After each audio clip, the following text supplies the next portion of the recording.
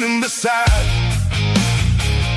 Every banner on the wall, every name they recall. Funny how the conversation changes when the giants start to walk. Watch them stare. Watch them stare. No luck, no favors, no accidents here. We run this town. Run this town. Every road, every round. Every round. Turn it up. Let it shake the ground. When we move, everybody knows it now. We run this town.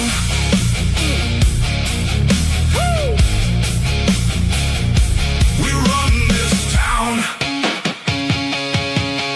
Big stage, bright lights. Everybody wants a taste. Everybody wants the spotlight till they gotta pay the price. Every scar earned a place. Every win left a trace. Now they're trying to keep up while we're setting the pace. Too late.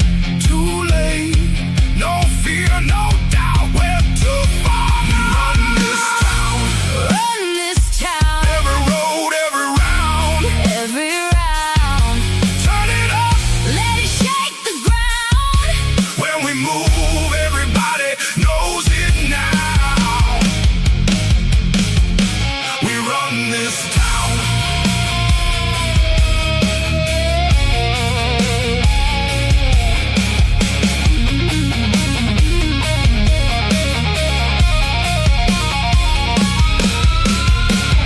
You can take your shot. You can try your luck. Try your luck. Bring everything you've got. It still won't be enough. Stand up, show up, speak up, or move. We run this town. Run this town. Hear the crowd getting loud. Getting loud. Turn it up. Let it shake the ground. When we move, everybody knows it now. We run this town. Woo! We run this town. You hear that? That's what winning sounds like.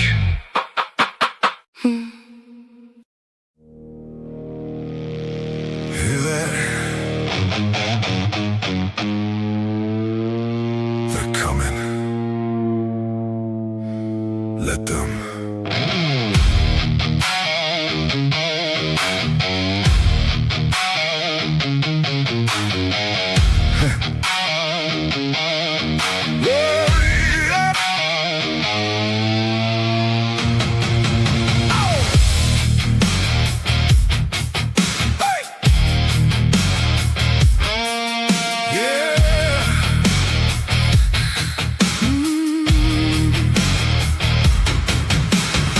Everybody sees the spotlight.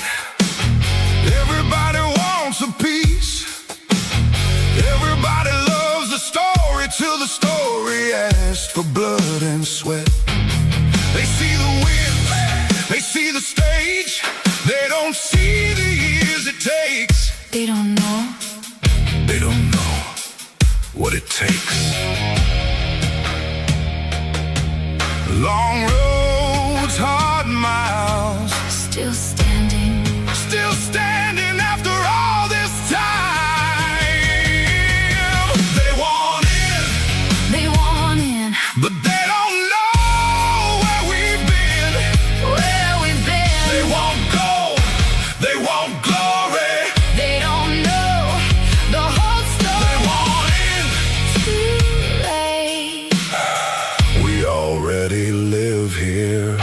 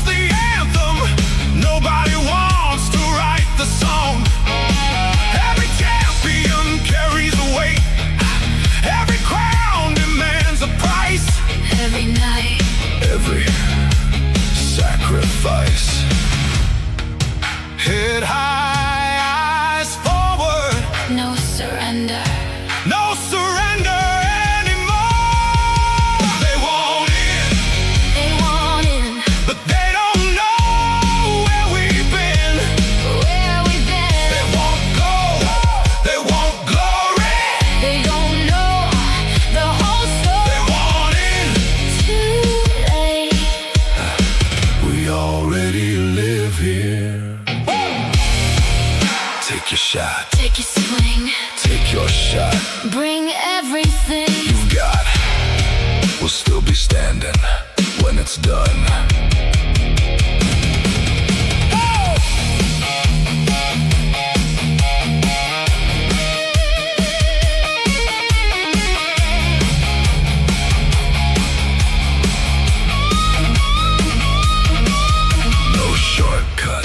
No shortcuts. No excuses. No excuses. No mercy. No mercy. No regret. They want it. They want it. But they don't know where we've been. Where we've been. They want gold. They want glory. They don't know the whole story. They want it. Too late. We already live here.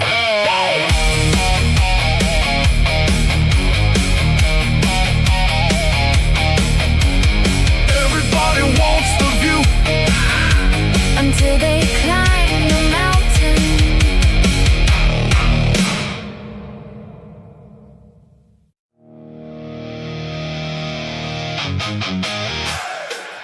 Yeah. You know who showed up.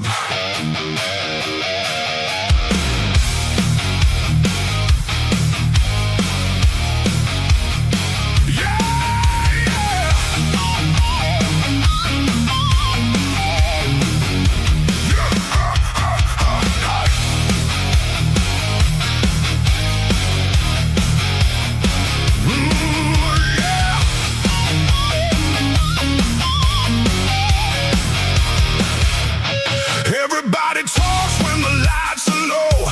Everybody's got a plan till it's time to go. Everybody wants a shot at the headline name till they get too close to the flame. We don't show up looking for permission. We don't wait around for somebody's decision. Came too far, got too much at stake. And kings don't ask, kings take. You can feel it in the room. Something's about to break. We're bad for business, bad for the competition. Every time we show up, everybody pays attention. Bad for business, bad for your predictions. You can bet against us, but that's your bad decision.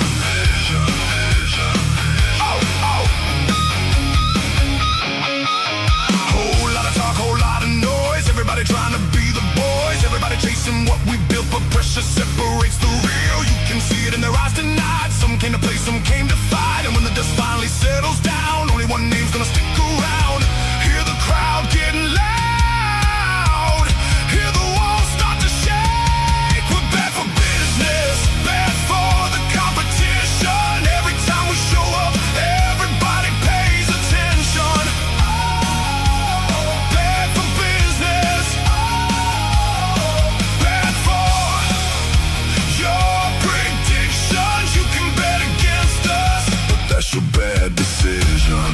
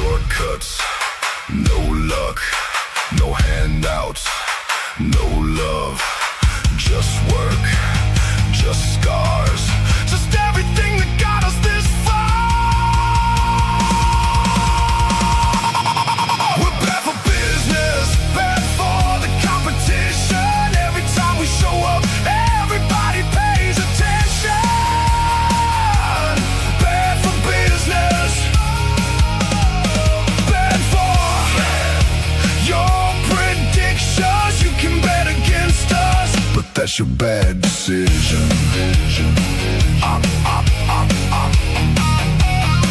Everybody's got a plan. Until we walk in.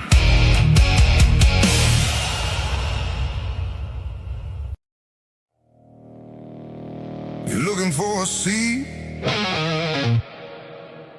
Wrong place.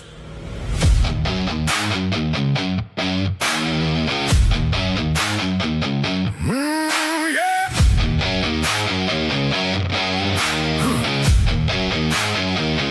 Everybody wants a view. Everybody wants the crown. Funny how they show up now when we're the ones holding it down.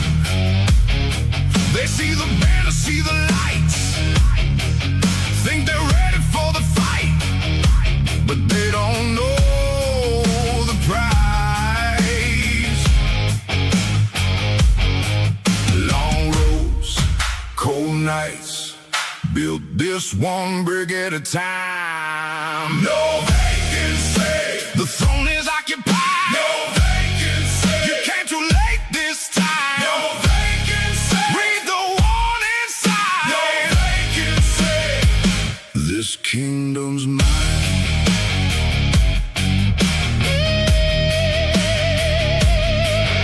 Every challenger looks the same.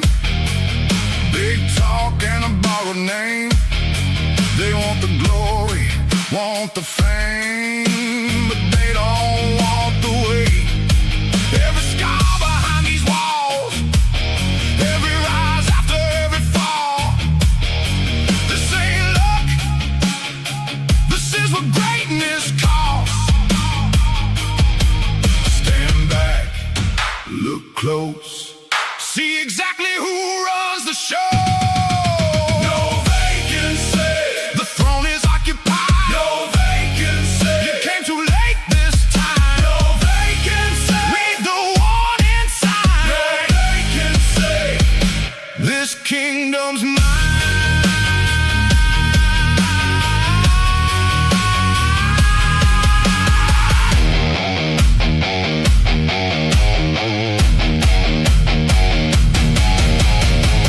If you want it, take your shot. If you're ready, give all you got.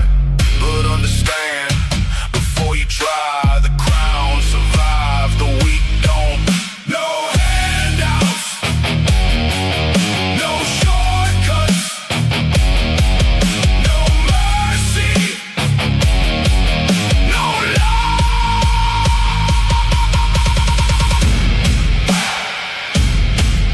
No vacancy, the throne is occupied. No vacancy, hear the crowd tonight. No vacancy, just standing after every fight. No vacancy, we're still alive.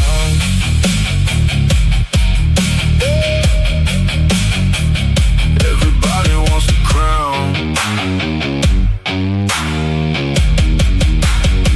until they learn what it weighs.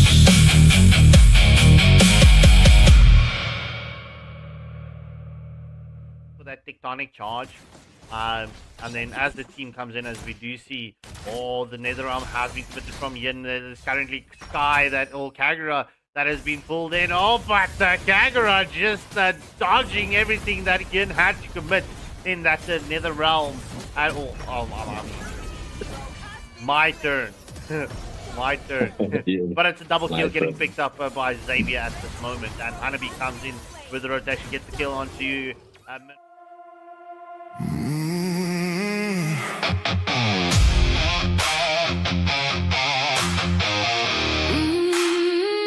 Blue lights, Black sky, AFL.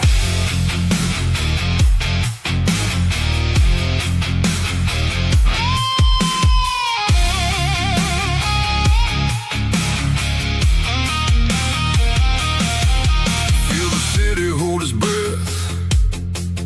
Everybody placing bets. 32 names in the dark, 32 flames waiting for a spark. Heavy boots on concrete floors. Every champion wants more. No words, no need to explain. Everybody knows the game. Look around, Feel the pressure and the sound. blue fire in our veins. No fear, no change. We came too far to turn around. Now the whole world hears the sound. Blue fire in our eyes. Nobody here survives on luck.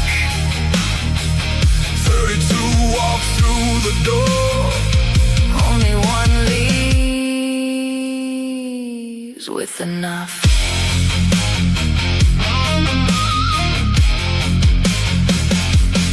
Late nights built this legacy. Every scar became a memory. Every loss became a lesson. Every win became a weapon. See the banners in the blue. Every dream coming into view. One more step, one more climb. Everybody wants this night. Hands high. Watch the legends come alive. Blue fire in our veins. No fear, no chains. We came too far to turn around. Now the whole world hears the sound. Blue fire in our eyes. Nobody here survives on luck. 32 walk through the door. Only one leaves with enough.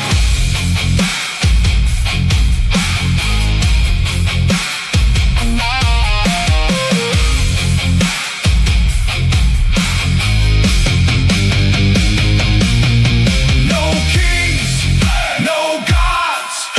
Only those who earn their spot. No faith, no chance. Only those who take a stand. Blue fire in our veins. Feel the thunder, feel the rain.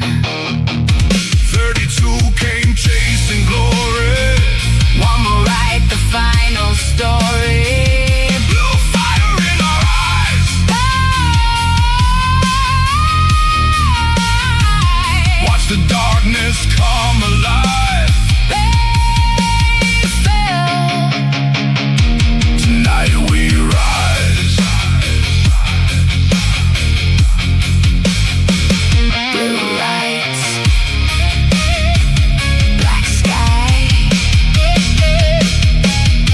NFL.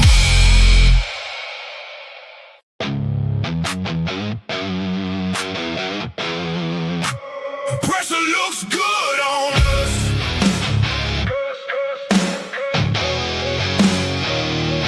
Good on us. Good on us. Pressure looks good on us.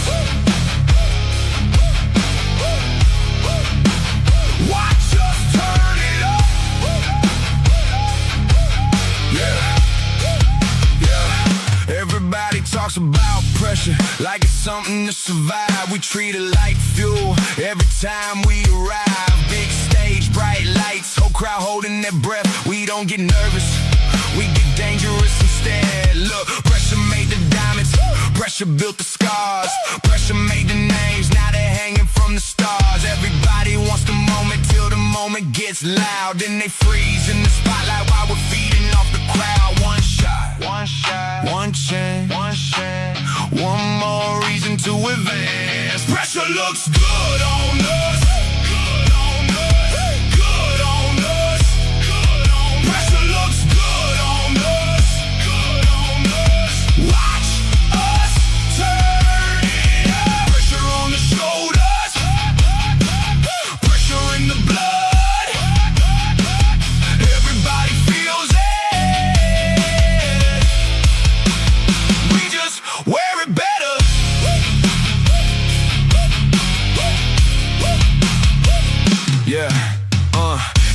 expectations, heavyweight to carry. Funny how the strongest ones never look worried. Every round gets tighter, every match gets rough. Everybody says they're ready ain't enough. Whole bracket under tension, whole room on alert. One mistake changes everything, one mistake can hurt. But we've been here before, that's the difference in the end. Some teams meet pressure, we introduce it to our friends. No panic, no fear, this is why we're here. Pressure looks good on us, good on us, good on us, good on us. Pressure looks good on us, good on us. Watch us turn it up. Pressure on the shoulders, pressure in the blood. Everybody feels it. We just wear it better.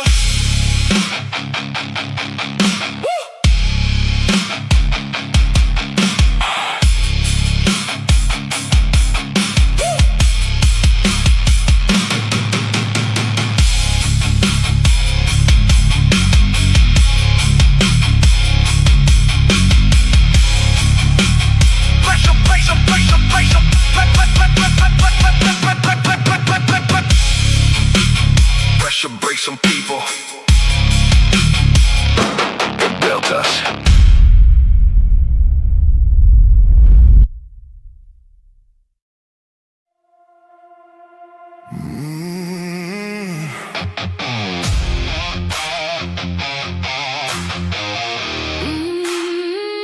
Blue lights, Black sky, AFL.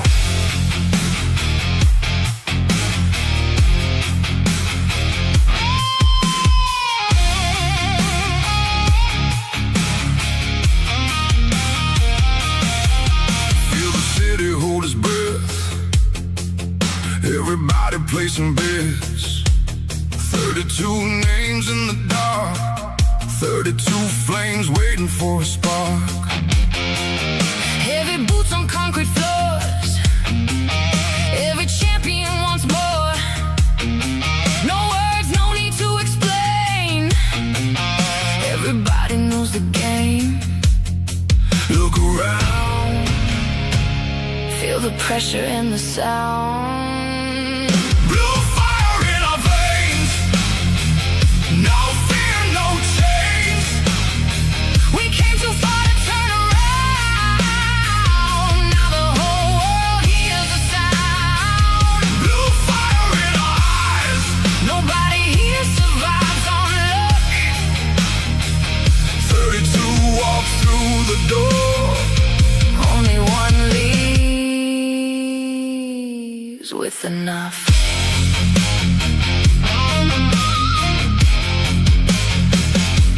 Late nights built this legacy. Every scar became a memory. Every loss became a lesson. Every win became a weapon. See the banners in the blue. Every dream coming into view. One more step, one more climb. Everybody wants this night. Hands high. Watch the legends come alive. Blue fire in our veins. No fear, no chains. We came too far to turn around.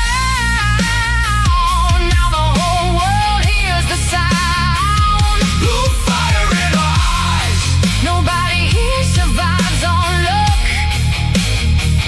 32 walk through the door. Only one leaves with enough.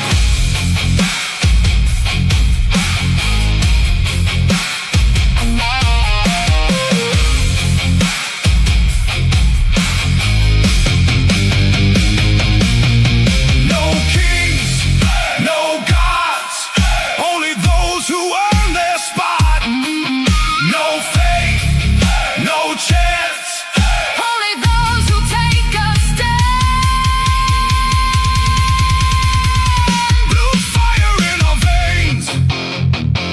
Feel the thunder, feel the rain. 32 came chasing glory. One more write the final story. Blue fire in our eyes. Watch the darkness come alive. Tonight we rise. Blue lights, black sky. AFL.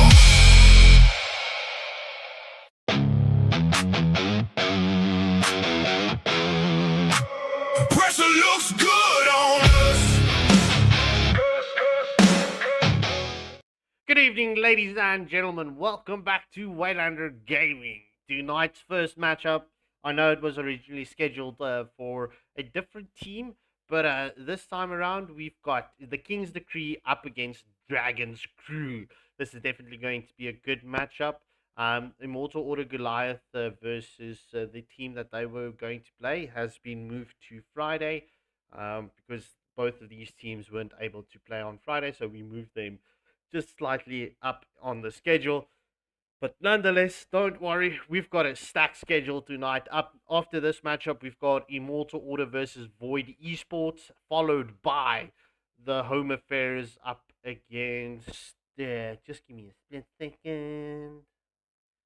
Home Affairs up against Phantom Nexus. So that's also going to be a cracker of a match. But in any case, ladies and gentlemen, I've got I've got two co-casters with me tonight. We know Zawero and we've got Master Merlin. But Master Merlin's theme for tonight is his milkshake brings all the beanies to the yard. Damn right, it's better than yours. He can teach you, but he's gonna have to charge. All right. So without further ado, ladies and gentlemen, we're going to jump into the drafting phase as Zawero and Master Merlin is going to take you through all of the blow-by-blow, drafting phase, the chess match. Let's go. Please hit that like, share, and subscribe button. Good luck and have fun to both teams. Oh, don't be shy Good to be now. back, guys. I'm not shy. I'm not shy at all. I mean, all right. All right, well, Oh, it's going to man. be the King's Degree versus the Dragon's Crew, right? Is it Dragon's Crew? Yeah, Dragon's School. Yep. All right, all right, all right. Let's see. It's going to be Shadow Fight here with the, going to be the first ban on the side of the King's Degree. Oh my god, I keep forgetting the names for somehow. I almost mixed them. But let's see what they're going to ban first. Fuck. Solid ban. Is banning. Very good first ban. Yeah, I mean, very- I probably want to pick up Buck if I was playing first pick, just because you can flex Your him. team is banning. I mean, essentially, Pagito has just really been on the spotlight lately, so it's kind of been a huge favorite in terms of banning. Essentially, it's become a very huge. He's been making a lot of presence in this tournament, so it's not really unexpected to see a Pagito ban. It's definitely worthwhile, especially also on the side of Dragon's Crew banning out Marcel. Also, these are very solid bans so far. What do you think? Yeah, no, the Marcel's a very standard ban, you know. He's either like always within the first 3 bans of each Your banning team phase. is banning. Harley getting banned out there is an interesting choice. That probably tells me that they're looking for Zushan, Tetian, or you know, those kind of isolated mages that can just so easily be picked off by a Harley. So, or it's just a Definitely. respect ban. It could very well be a respect ban, although I can measure one thing that Harley can be an extremely annoying. He has an easy mobility to just Team is banning. head into the back line and just target whatever he wants. The Daily Magic is really that ruthless, and so far Dragon's Crew having to ban out, well, Phobius. I'm guessing also they could likely go for a very dashy lineup. I mean, when you intend to ban Phobius, if it's not a respect ban, it could very well just be that you're looking to use someone like perhaps Benedetta or Freya in this very likelihood. But I'll see. Oh. I'm actually honestly thinking Ruby. Ruby is my guess as to why they're banning the Phobius. Like, I mean, yeah, Ruby does technically win eventually. It just takes long, but eventually I think it becomes like Phobius starts to eat us, so I think it's a problem. Especially in the later stages of the game.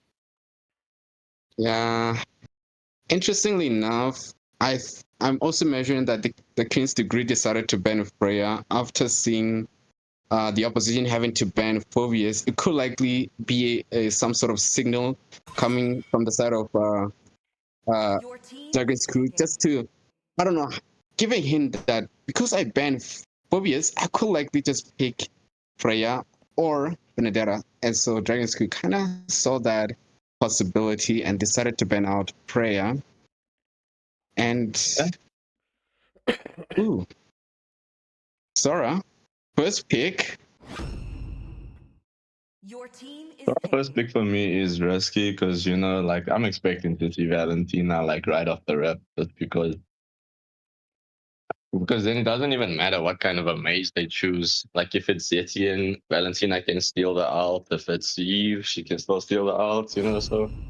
And she completely counters the Sora. Yep, that's what I was expecting. And the Zushin ban is now going to be a problem because that would be the actual best like mage pick choice against Valentina, since, yeah, you could steal the Zushin ult. It's just not like as worth it as some of the other ults that will pop up on the map. So you can use her to deal with the Valentina. Definitely indeed. It's rather common to always see these kind of series sequence whereby if one opposition decide to pick Sora, then it's common to expect a respawn like Valentina. Valentina has been quite a very unique response in terms of having to see an opposition pick Sora. Then Valentina can just steal, you know, Valentina becomes an obvious pick because he can just steal Sora's ultimate and then easily just get the same skills, the same Thunderstorm, Torrent Storm, and easily enough, unexpectedly, I'm quite surprised. We see a Mincetar pick here, and usually Mincetar is XP, but also that conflicts with Sora being XP as well. So this kind of gives a confusion to me. What do you think? Is Mincetar going to be playing as a Roma in some likely terms? Most likely, it's gonna be Mincetar. I'm guessing it's to deal with the Valentina. If she does decide to take the Sora ult, I'm guessing Mincetar is gonna try and just lock her down and just prevent the crazy plays. But they have a Khalid to worry about. And I mean, a Fanny is also being shown on my screen, which is quite interesting. I don't think I would pick it up so early because honestly, some people will literally just commit like a Saber or like a Kalia, no matter how deep the draft is, just because, you know, maybe they feel like they can't deal with it. So it is risky. But the Velia coming out, I like that pick a lot. Like these guys are layering CC on CC. King's defensive lineup is looking pretty nasty, but so is Dragon's Crew. I mean, the Zetian getting picked up now is a bit much with the Khalid and the Valentina. Looks a bit rough. Yeah, so far I'm looking at this draft, and there's a bit of near similarities. Like on the side of the King's Degree, they got Sora and Mincetar. Both are fighters. All right, so usually we expect them in XP together. Well, one of them, and on the opposition, it's Dragon's Crew. Both having mages, Valentina as well as Zetian, both resides in, well, mage, but it can be foreseen that right now Mincetar is likely going to be picked to go roaming, and Valentina, who is surprisingly has been making some significant appearance. It's rather not expected, but it's kind of unusual in the space to see Valentina kind of being drafted to go XP these days. And this is what I'm foreseeing, given since they picked Valentina so far. It could likely be that he's going to be facing up against Sora. I mean, look, it works though, because there's a Sora XP, so she's the direct counter, so she can go XP in this case. I wouldn't normally say Valentina XP is good. She definitely is a mage, but because of her passive, she does get XP faster, so she's gonna get a level 4 faster than Sora. And she's gonna be able to cook him in the lane. That's the whole point of that decision that they made. Well, it also comes down to timings and rotation. You know, if they decide to outpart the Sora in the early game, Valentina could put herself in a bad spot, as well as Hirara. Final first appearance for me in the AFL. Hirara getting picked up. I love that to see it. Also banned out the leaderboard. Smart choice. She really can't kill leaderboard for some reason. I was trying today. Do you think it's a wise idea to pick Hirara, also being in the presence of Minsitar in the opposition? I mean, like the King's calling could likely, impact Hirara's mobility. Don't you agree? Yeah, 100%. I mean, it's also gonna come down to like a skill thing, because she does have that immunity. If she can foresee it coming and just use that enhanced second skill. Yeah, the enhanced second skill, then it's not really much of a problem. But she'll just immune her way out.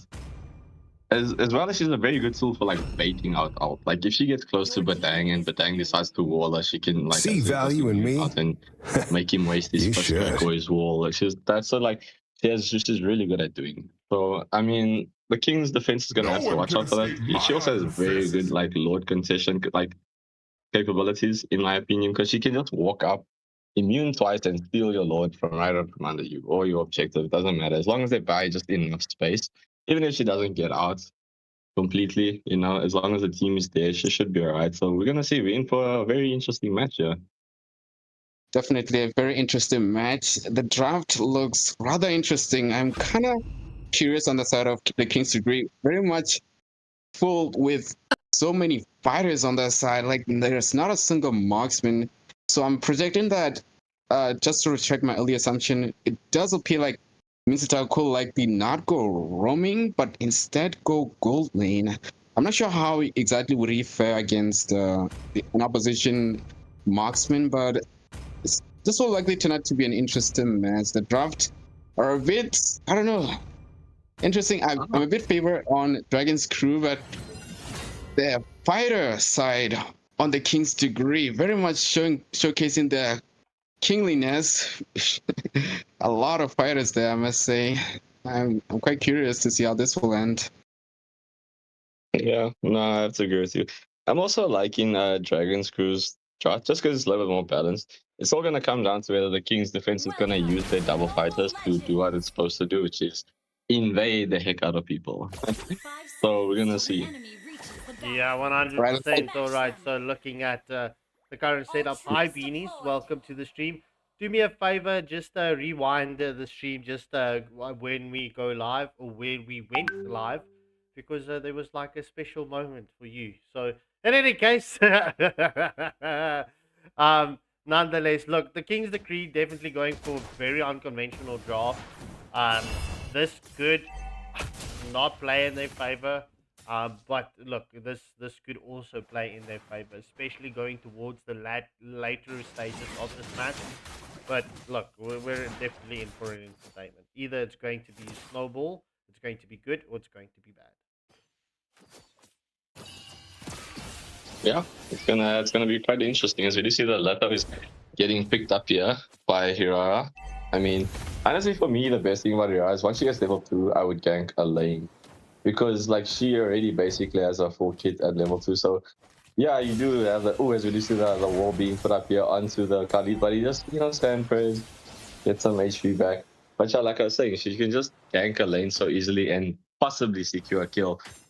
With the chance, like she will need a teammate to watch her buffs and stuff like that. Yeah, 100%. Look, I've played a few matches with Hirara. We saw Hirara being absolutely dominating last night on the stream. So I went to go and do my homework onto Hirara. I think I've got the hang of the Hirara right now. It's literally an understanding of coming to that hero. I mean, if you don't understand how to play the hero, I would honestly not pick it up. But once you've got the combos and the skill sets under it and you're comfortable with the hero, she is so broken. In any case, we do see Khalid going for the follow-up onto Shadow Bite as Sora is taken down by the Khalid, and Sora is the first blood of this match. Yes, that's a clean turtle setup here. Khalid just onto this Brethren as he should be. just making sure that the jungler cannot have a comfortable position to contest this. Whereas we do see the Fear of the Phoenix has been committed, taking down the Fredrin, as well as the Badang taking down who just went down? Stringent. Yeah. Khalid, yes. Shannon off as Valiusha gets the kill onto Memphis. So currently just past it, well, it's just before the 3-minute mark. It's 2 kills apiece, and gold is by 1.1k in favor of Dragon's Crew. As we do see, Shadowbite does get the combo onto Valentina. However, it's currently Valir's ultimate that was stolen. Sora tries to sustain through everything, but he does get caught out by the Valentina. So that's another 1-0 exchange going in favor. Oh, but Valor going for the rotation to the top lane, and off screen we do see the Obsidia getting caught out. So King's Calling was also committed in that play. Yeah. I mean, very smart, like, kind of trading coming out from both teams. I do think that the advantage is slightly on Dragon's Crew right now, just because they managed to secure the first important objective of this match. But we're gonna see as the game continues. The pressure is insane here at the top lane, as we do see the Sandstorm going in here, as well as the out by Obsidia being committed as well. Ooh, but they just managed to escape. I don't know what's Urara's out call, eh?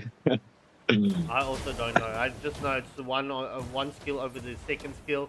So the combo is 1 2 1 2 and then 3. Yeah. Okay, I'm just gonna say Urara is coming with the 1-2 combo. I think that's gonna be the best way to describe it right now. As you do see the wall being placed up, as the first crack has been committed here onto the Zetian. She does get taken down by the Fred. The Khalid tried to come and assist, but to no avail, man. The Zetian does get picked off. Yeah. So that's bro. This is look, Dragon's Crew. They've got a lot of damage early on, but it seems like the Kings agree that they are comfortable with their picks right now.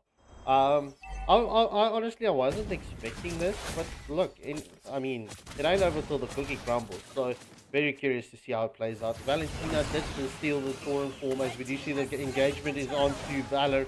He does take a lot of damage, but he's not going to disengage yet. It seems like Dragon's Crew is waiting for the opening. Shadowbite is nearly getting scouted out by the Khalid. Oh.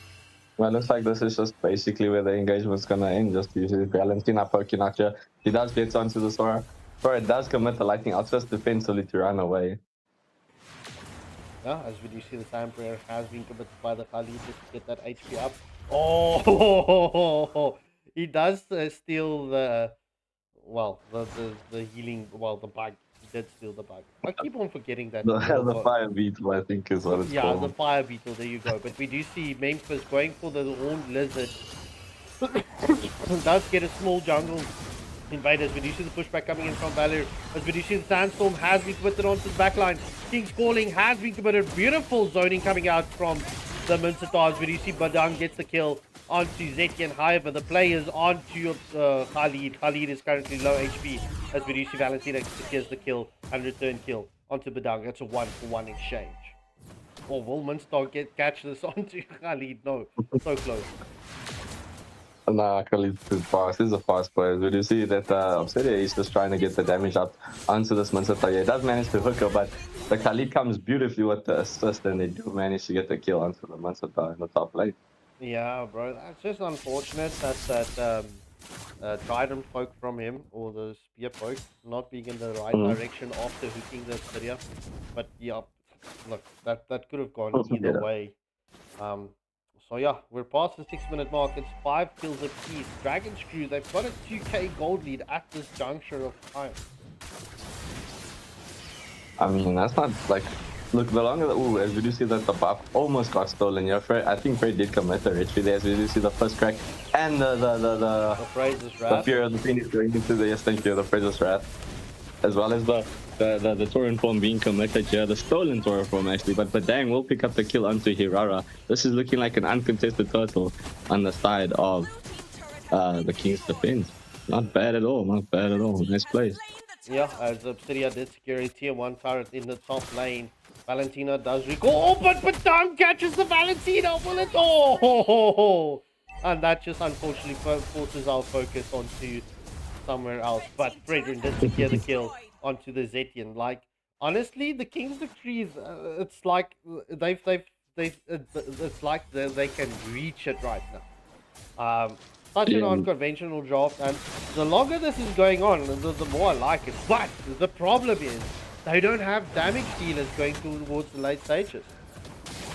100%. And I mean, Obsidia is going to scale. Ooh, as we do see the Appraiser's Rat being committed as well as but the first crack interrupts the ult onto Obsidia, and she will get taken down. That is a 1-for-1 exchange so far. Yeah, that Hunt of Bone just landing beautifully onto the Valor. But that allowed the Padang to catch the Obsidia because the Hunt of the Bone ultimately killed the Valor, and that cancelled out the ult.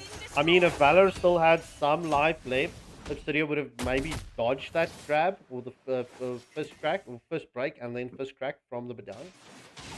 Yeah. That is the first crack. That one I do know. But yeah, I mean, look, the longer this game goes, the more the tankiness on the side of the King's Decree is going to come out, but as well as the damage from the Obsidia, you know. And Valentina. Let's not sleep on the Valentina. Yeah, she told us for her inform, yeah.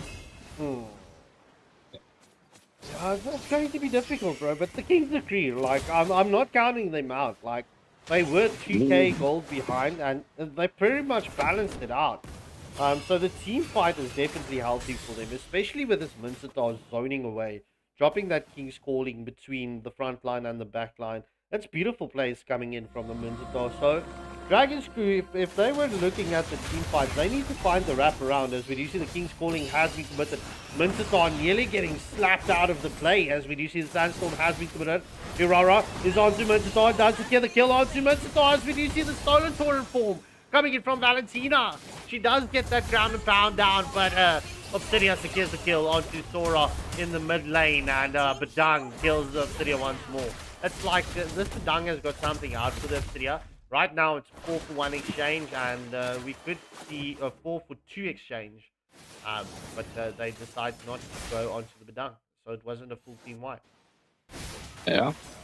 I mean, look, I think it's Badang's job to get onto the Obsidia, which is a good thing, as we do see that Badang does commit the first crack onto Irara, just stopping the Lord from being so easily taken. This is anyone's Lord right now, ladies and gentlemen. As we do see, the Zetian does just manage to pick up that Lord for the side of Dragon Crew. Insane.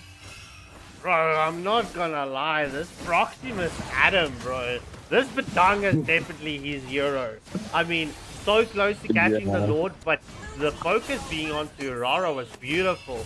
Regardless, we do see a kill onto the Badang as the Khalid did pick it up, but that's, once again, it's a 2-for-2 exchange. Yeah, but I mean, Dragon's Crew actually just gave Badang the option to go in. Like, he was there one before and nobody tried to stop him. Like, he just was standing by the Lord. Yeah, Proximus Adam is probably thinking to himself, yeah, you wanted to let me go? Yeah. I am going to catch someone. Yeah.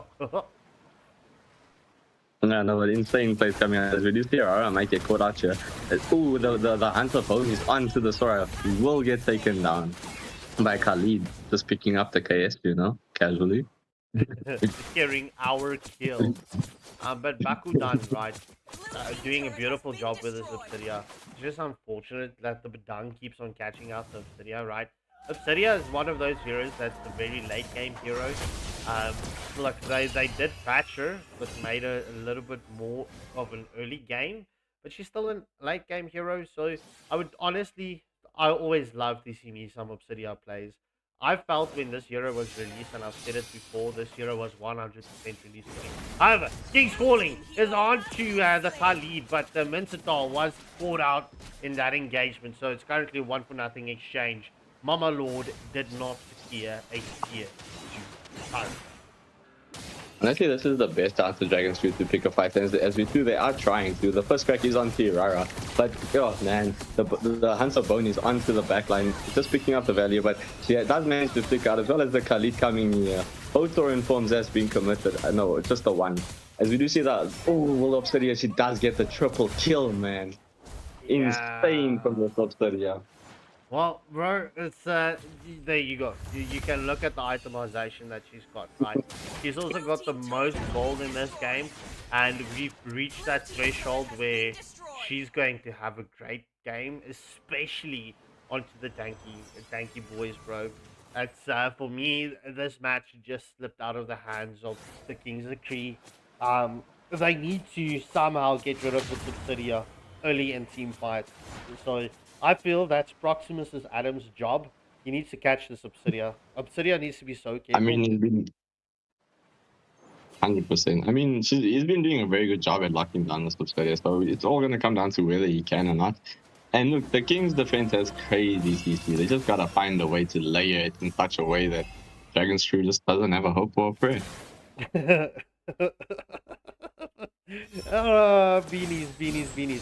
That's not family appropriate for me to say. But we do see the Hunt of the Bone onto the Badang, as we do see a monster kill getting picked up from the Obsidia. She just melts through Mincetar's HP. It's a 2-0 exchange currently. Obsidia's onto the hunt again. We do see the pushback coming in from Valor, and this could be the play for Dragon's Crew. Look at the Valor though. He's going. Oh, so close to stealing it. I mean, the Fredrin, so close, bro. Damn. But if Fredrin gets caught out, this could be a potential full team wipe. The Fury of the Phoenix just slightly off the mark. We do see Khalid. Hunt of Bone onto Badang as Etienne takes the kill, and that's a full team wipe going in favor of Dragon's Crew. Yeah, the Subsidia came to play. I mean, she was like, I'm tired of you people doing this to me. As we do see the Mincetar into the mix, that's come with the King's calling as well as the Tauren form coming out here. But it's just not enough, man. No one can touch the Subsidia. She just mows them down one after each other. Yeah, yep. This is cooked, bro. Nice eggs fried in the pan coming in from Dragon's Crew.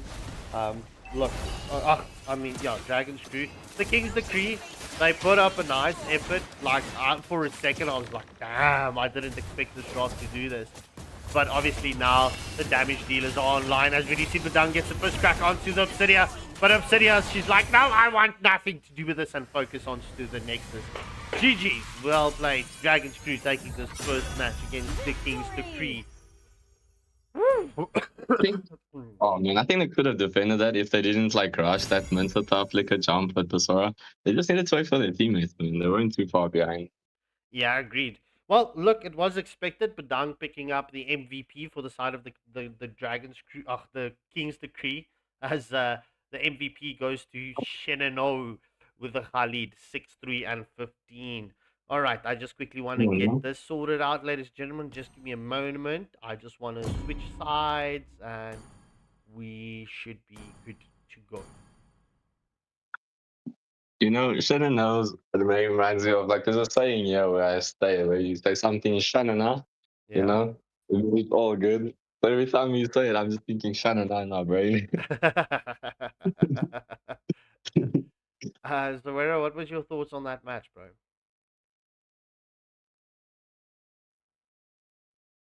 The match was absolutely chaotic. It's really just showcased that drafting phase is actually quite more important, especially given since that now the Kings really prioritize a fighter style combat, while Dragon's Crew essentially prioritize a more late game. They just pick marksmen. So what I'm seeing is the Kings degree had early game dominance, but they lost to end game, and that really just boils down to draft, in my opinion. Yeah, I mean, I don't think you're wrong.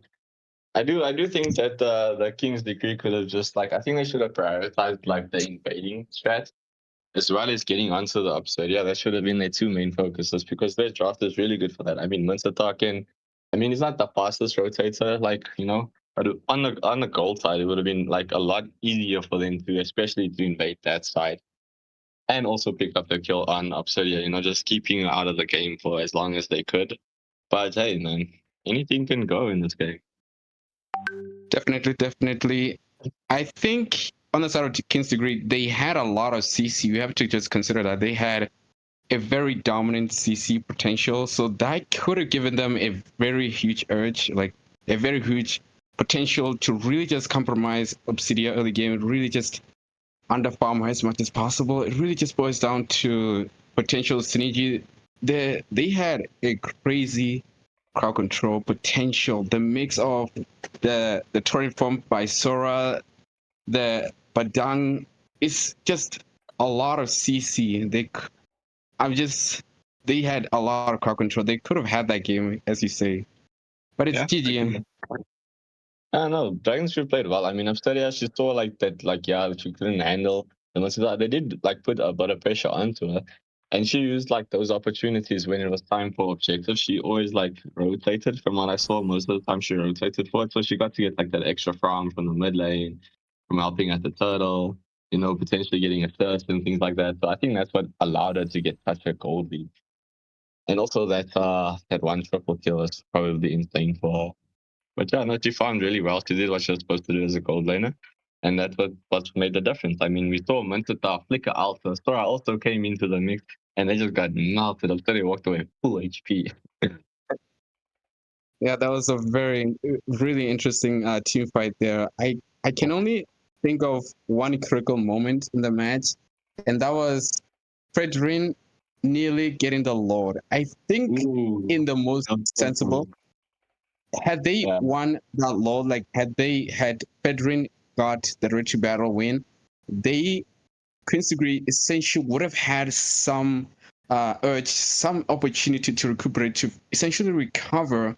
But having to concede the Lord right there really was a huge loss there, and that, to my opinion, was led them to lose that match. And looks like we're in to the second match right now, and yeah, we're into the drafting phase. Okay, I wasn't actually paying attention. Your team No, it's all right. is banning. Yeah. So if you guys want to know what map we're going to be using this time, it is going to be the Healing Turtle. Honestly, you know, after I've seen the Healing Turtle plays and stuff come out a couple of times, I do think Balmond Jungle might be the best choice here. Like, just so you can secure that Healing Turtle, because I mean, there's very, very few people that can steal from a Balmond if he has his ult and his riches up and he's not stunned. You know, like it's pretty much guaranteed. So we're gonna see, like, I'm expecting both players draft to come down to more like objective concessions. You're gonna see your YZs, your ZTNs, you know, major players like Akai even maybe might even come out as a jungler and one other team. We're gonna see how it goes. Definitely. Team is banning. I'm liking how both teams essentially just doing the same bans as the first match. Like Dragon's Crew on the first match, they banned Marcel as their opening, and quite the same. Quite the same. The King's Degree also banning Paquito. It looks like they stick into that, and Your team also is in the banning. same sequence, they're banning Harley in the same sequence as last match. Interesting. Yeah. I mean, I think the Minnesota gave them a run for their money, so that's why Dragon Screw is trying to take it out.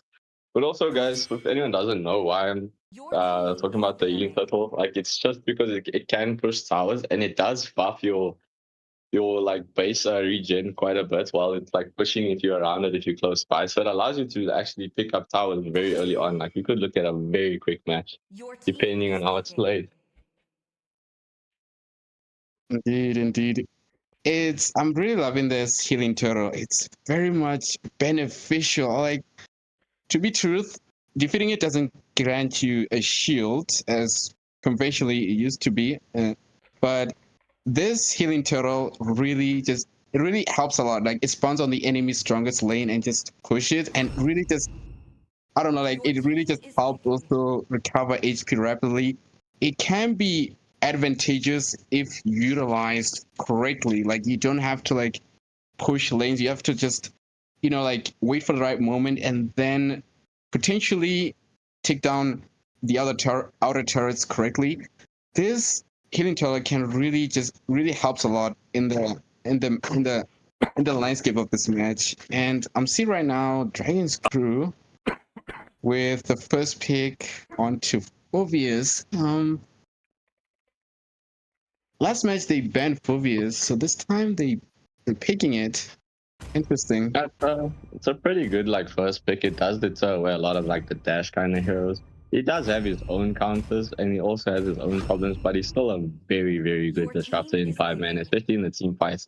I mean, having a Phobius just jumping all over you when you're trying to do things it's monstrous, man. You know, and he does have pretty decent stun. As we do see that the Phobius was countered by Clint and Vexana. I'm actually surprised that Dragon Screw didn't ban out the Badang. That would have been like my first ban because that Badang was insane. But yeah, as we do see them picking up the healer on the side of Dragon Screw, as well as they potentially looking at a Xavier. Well, and they do pick up the Xavier. That gives the Phobius and Hilda a lot more space because he has such a wide, nice crowd control coming out from his first, second skill combo. Plus, he also has very good range for like those pickoffs. Like if you're a little bit low, you gotta be careful where you recall him because Xavier might just snipe you. You know. Indeed, indeed. I'm kind of finding it interesting to see the King's Degree opting to choose marksman, especially on the first phase. Like they just went out and decided to pick marksman, having to concede on the last match when they went for a more fighter meta lineup. Now they decided, you know what? We see what Obsidian can do. We need a marksman. We need a pusher. We need that thing. So I'm guessing they abandoned that kind of CT, even though it did have a very unique potential. But they abandoned the fighter meta lineup and opted to go with a marksman. Although I am quite uncertain with Leomod. I mean, like, Leomod is very much destructive. The Fantasy does have a lot of, impact during team fights, but I'm not sure how will that combat against frontliners like Phobius as well as Hilda. They could be a huge compromise for him. It depends, Leomord can be played in two ways. He can either be your first secondary initiator after the tank, or he can be your final just clean up thing, because he's very good at doing that as well. So it just depends on how he's played.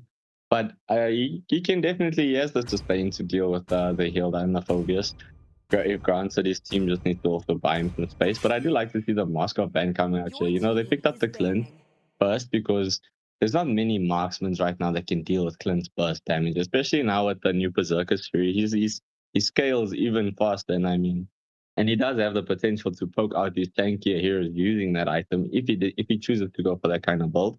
They get Berserker Fury with the endless battle helps a lot with those two true damage items. It'll really cut through the HPs of these tankier heroes. So we're gonna see, as we do see that the glue and the Atlas is getting better. Atlas has been so strong, and Hilda can't do anything when there's an Atlas around.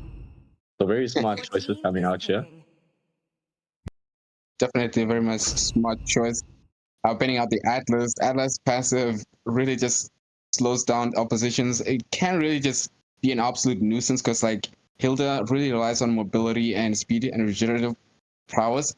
And Atlas having to be taken out is a smart move on the side of Dragon's Crew. Really, really well done. And also looks like having to pick Lancelot gives very much the strong freedom to just dash around. I can see why they picked Phobius. They don't like the opposition. Lancelot essentially does not want to see Phobius as an opposition. So this really allows possible mobility to essentially just dash through the backline and see.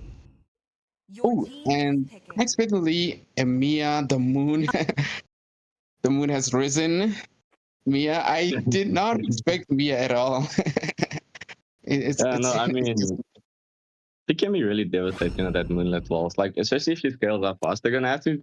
If I was at the side of the King's Decree, I would put a lot of pressure onto this Mia, because if it gets to the late stages of the game, we saw a Savage not too long ago from a Mia player in the AFL, so it's gonna be really hard, And the Lance also getting picked up. As soon as they saw the Rome was got, it was just a free option for the Lance. You can just pick it up, and I think you're right about the Phobius getting just picked up as well, just to stop that from happening.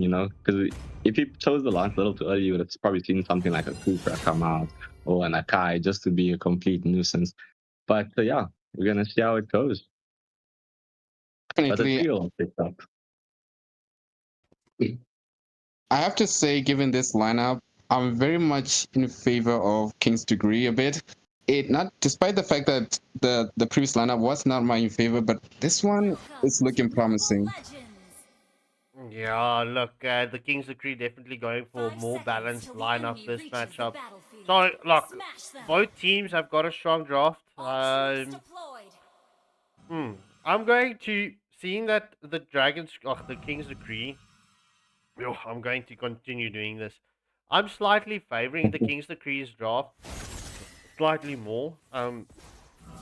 Just because of the set and the follow-up set, the Tiger and get a Gacha combo can be so devastating. And only the Xavier picking up the Purify, this could come in clutch, to be honest, especially with that implosion plays and the Avatar of Guardian. I mean, we did see what the King's Decree did with their set plays in the first matchup. So, yeah, just to see that they can balance it up. We do see a lot of damage gets placed onto Tigreal. Tigreal's currently was half HP, but this mid lane contention continues. Yeah, as we do see also the Lancelot picking off the Horned Lizard there behind the blue buff, just securing some extra farm. Also taking some farm away from this Leo mode, as we do see that the Hilda is putting quite a bit of damage onto this Leo mode. But he does manage to escape on the first of his mate. But yeah, no, like, I mean, the Gato is very good at dealing with marksmen. He is the ultimate backline, like, diver. Plus, can also allow them, as we do see the Tigreal just coming in here, but I think he might have overstepped his boundaries. Will he be able to get out? He does. No, sorry, not the Tigreal, the Hilda. The Hilda, sorry. My bad, guys. 100% as we do see Leopold was able to secure his blue buff. Right, I'm going to say something. I was today how many years old when I found out Vexana does more damage the more minions their skills go Yep. Yep. I was playing it today. I was also shocked. You clear a lane. You can clear a lane so fast with Vex because also the passive like that you put on things where they explode do extra damage to one another. Yeah, that is so true. As Yeah. we do see the first turtle of this match has spawned up.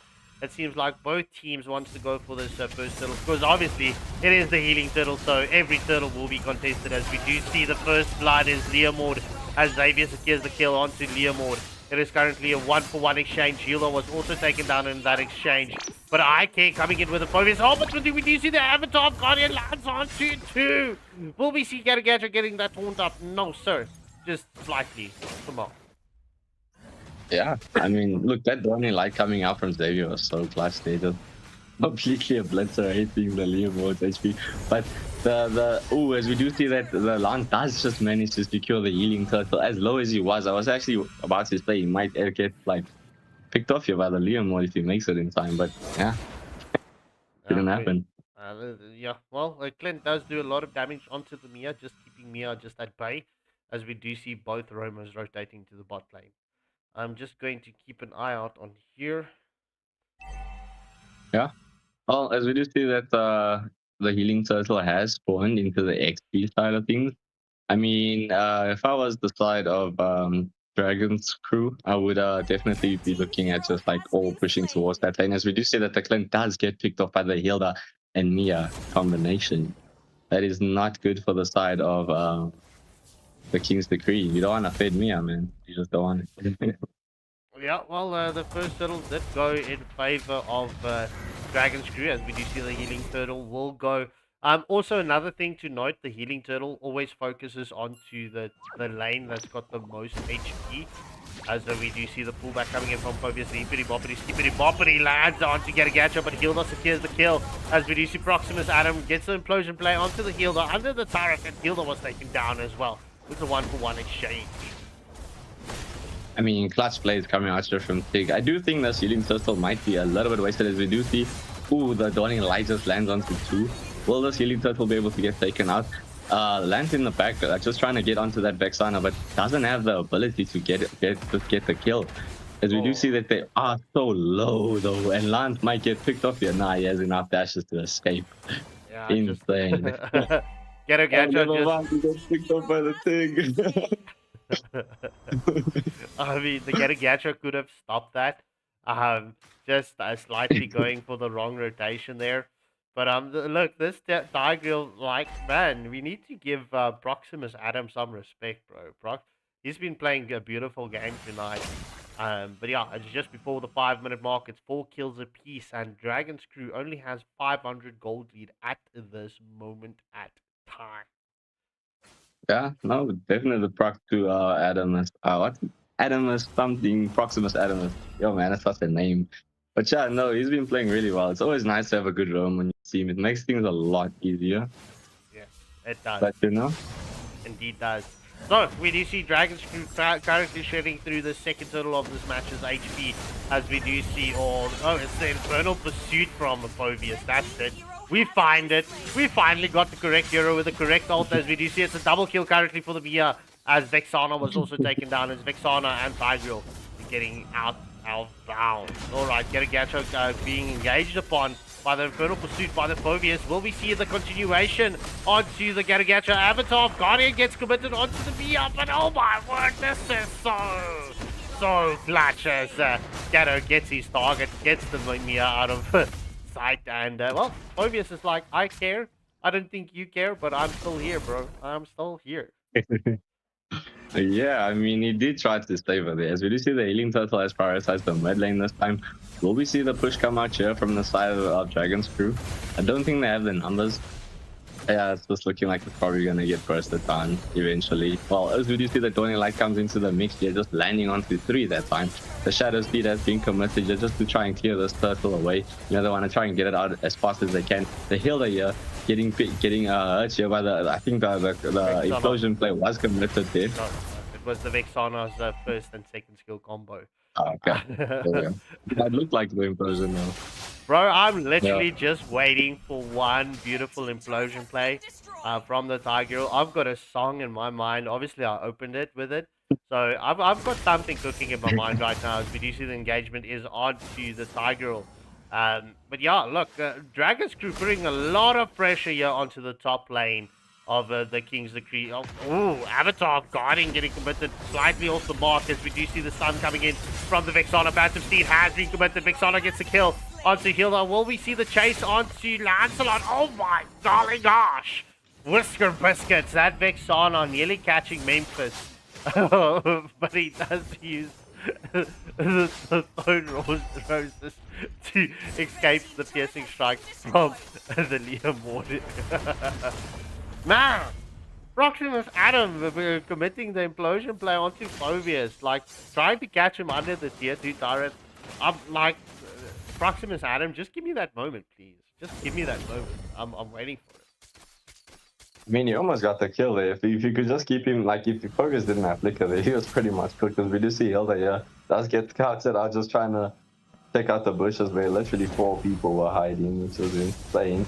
Lance does start off the healing turtle once again. Will the healing turtle go once again on the side of Dragon's Crew, or will this pig make this amazing? Oh, it does go. The Lance does manage to secure the retreat as well as the Phantom Speed being committed, but the Mia is doing so much damage. She manages to pick up the killer, as well as the Phobius coming into the mix here, as we do see that the Tick does commit the implosion play, pushes the Phobius underneath the tower and does manage to secure the kill there for his team. Yeah, that is a 2-for-2 exchange, I believe. Yeah, that is no, it's 2-for-1 exchange. I think Clint died, didn't he? Sorry? Didn't Clint die? Well, maybe. I was so focused on everything else. So let's call it a 2-for-2 exchange. It's just before the 9-minute mark. It's 1 kill advantage in favor of the King's Decree. However, Dragon's Crew, they've got almost a 2k gold lead at this moment. But just looking at the itemization, right? Garagacha, he's just slightly behind on his items, but we do see the Phantom Steed has been committed from the Leaderboard. Oh, Dawning Light! So close to catching Gatto. However, Gatto will get sniped out with a piercing arrow with the Moonline Waltz from the Mia, as we do see in the bot lane. Tigreal gets taken down under the tier 1 turret. So he's still going in favor of the Phobius. Running into a lot of hot water as Hitsugaya gets the kill onto It's Monday. Why, Clint? Why would you do that, bro? The tower is gone, man. Let it go. Let it flee. But yeah. Oh, man. Because we do see Mia here in the top lane trying to get this. She does manage to secure that top lane tier 2 turret, as well as the bot lane tier 2 turret also being taken down here. Very nice split pushing coming up from the side of Dragon's Crew. Yeah, 100%. It is, bro. I mean, like, Dragon's Crew, they found their rhythm, but for me, this match is still not over. Um, the King's Decree, they've got a lot of combos still in play here. They it's going to be a superset, and that superset is just going to turn the tides. The question is, will they be able to land it? As we do see, the engagement is onto Hilda from the Getagacha. Red buff was pulled into the bush. Yeah, I mean, look, if they get that nice implosion play with Neta Yam, the Vexana, yeah, they'll be insane because she's already like a pretty fit. She's 4-1 in 2, so she does have that damage. Nita Yam! Alright, we do see the first Lord of the match. Well, Mama Lord will be storming up in the top lane. She does have, well, okay, she doesn't have a handbag, but she's got a broom in her. I know it's a staff. I know it's a staff. It's just me calling her a wicked witch.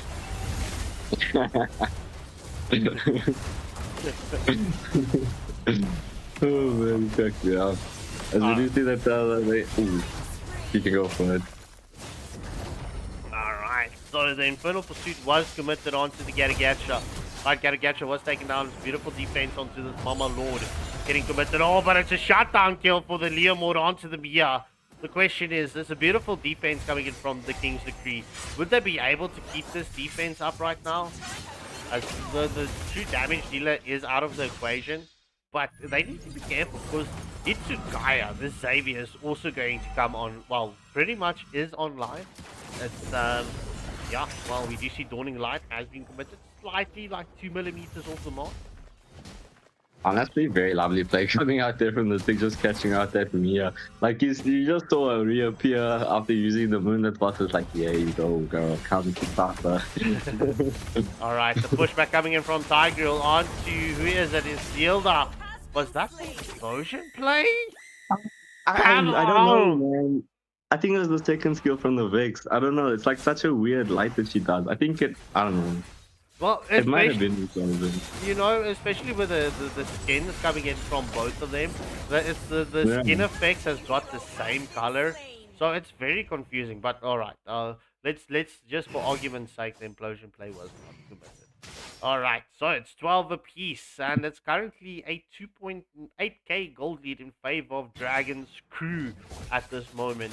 Next Lord could be the ending Lord of this best of 2 series between the two. The question is, will the King's Decree get that set, that super set we've been waiting for, and turn the tide to take this match in a draw, or will Dragon's Crew take this 2-0? I do think they can contest this lot. I mean, they put up a beautiful defense. They still have all 3 of their tier 3 towers. You know, they got quite a bit of gold from some of the shutdown kills that they managed to get, as well as, like, you know, just pickoffs in between. So it's looking very possible for the side of the King's Decree. They just gotta go for it. Yeah, well, let's see. Let's see. I mean, it is 10 seconds away from the second Lord of this match. The green light honestly shows it didn't use... what? The green light on Tigreal okay, I see it. Thank you. Now, I was today many years old to see, okay, that means the ult is available. Okay. Gosh, I've been commentating games for so long now, and I didn't even know that, bro. I thought that's just to say that they're like alive, you know. But okay, I see it now. Yeah. Okay. I mean, unfortunately, the King's Decree couldn't get their waves like set up for them to be able to contest the Lord. The split pushing coming out from Mia and Lance before he decided to go for that Lord was just too much to handle. But will we see this implosion play? We're gonna find out. Well, if it happens or if it doesn't happen, I'll sing the song towards the end of the match, alright? Because that's going to be a clutchy moment. That's going to be a clutchy moment. And I feel my song should be clutchy as well. Yes, sir. I mean, the thing does have the flicker already. I'm sure I would like to think that he has conceal. Oh, as we do see that the pushback does come here onto Lance, but he does manage to escape just barely by committing the ult. Does take a lot of damage though. Yeah, as we do see Mama Lord with the wicked broom does slap the tier 3 turret in the bot lane. Could this be the opening for Dragon's Crew as we do see the terrified implosion play has been committed onto Mia. Tigreal gets taken down. The Avatar of Guardian lands onto Mia. It is currently a 2-0 exchange as we do see the Dawning Light come through. And the song is that my implosion plays brings all the enemies to the yard. Damn right. I'll bring all of them to me. Damn right. That will bring them all to me. But didn't happen. But clutch plays coming in from Clint. It's a 3-for-2 exchange going in favor of the Dragon's Crew. Yeah, I mean, beautiful defense coming at you from the King's Decree. I mean, that was a nice implosion play coming from C. They just didn't have, like, the teammates just didn't have a way to follow up, unfortunately. But yeah, that's how it goes sometimes.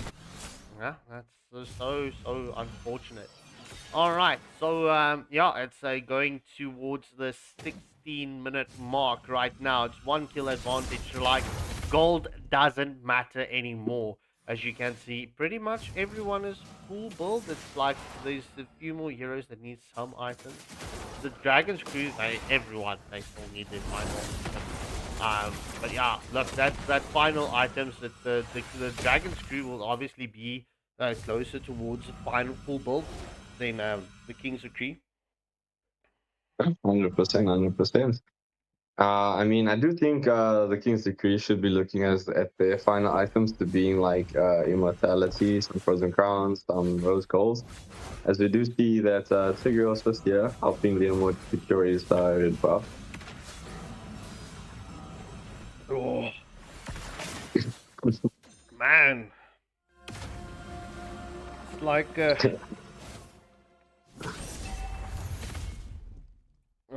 As we do see that the Lance has, the Phantom Seed has been committed onto Lance. Will he get taken down? No, he manages to use the Thorn Rose just to escape, as well as the Leomord pushing way too deep and will get punished out here by the Spovius.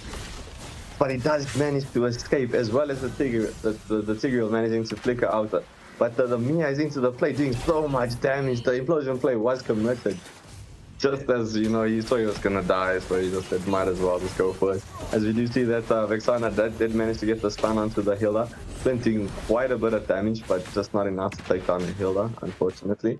But yeah, that is a 1-for-0 exchange, as the Lord does get picked up by the side of Dragon's Crew. That was a beautiful play. It was a beautiful play coming in from the Tigreal to allow the Leomord to get saved. But yeah, it's just unfortunate getting caught up by the Mia. Oh, Dawning Light does land onto Clint. Oh, that Dawning Light backs a massive punch, bro. The Clint was taken below half HP. Ooh, as we do see the Moonlight was into the mix. He does manage to get the kills. Will she get picked off though? She does get picked off by the Leomord. She just overstepped her bounds a little bit. But the Lord is into the mix here, as well as the Phobius is dumping on everybody under the tower. I mean, the Infernal Pursuit's going crazy here, as well as the Thorn Rose.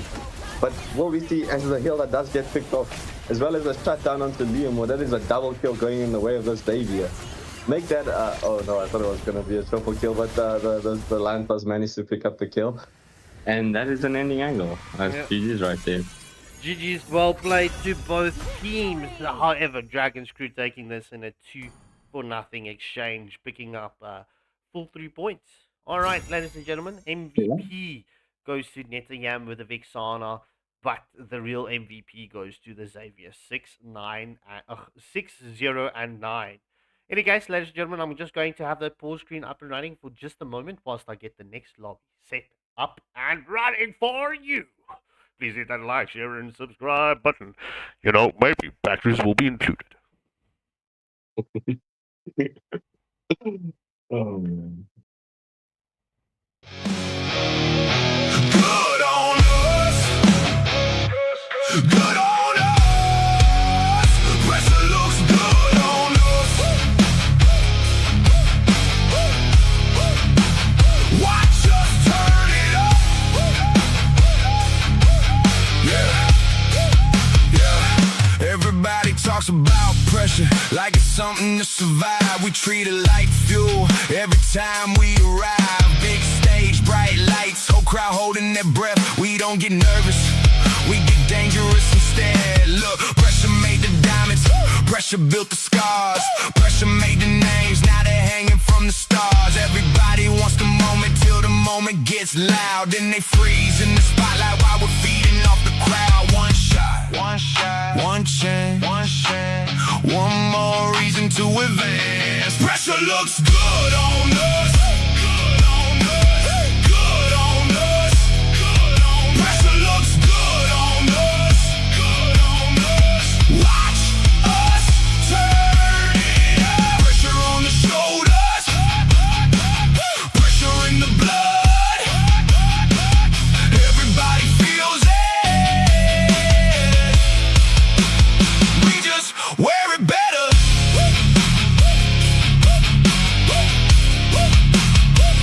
Yeah, heavy expectations, heavy weight to carry. Funny how the strongest ones never look worried. Every round gets tighter, every match gets rough. Everybody says they're ready to ready ain't enough. Whole bracket under tension, whole room on alert. One mistake changes everything, one mistake can hurt. But we've been here before, that's the difference in the end. Some teams meet pressure, we introduce you to our friends. No panic, no fear. This is why we're here. Pressure looks good on us. Good on us. Good on us. Good on us. Pressure looks good on us. Good on us. Watch us turn it up. Pressure on the shoulders. Pressure in the blood. Everybody feels it.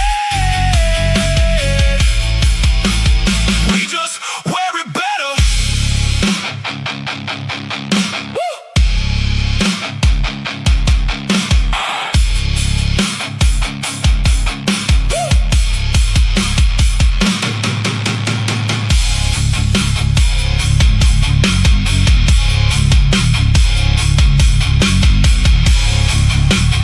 Pressure, pressure, pressure, pressure.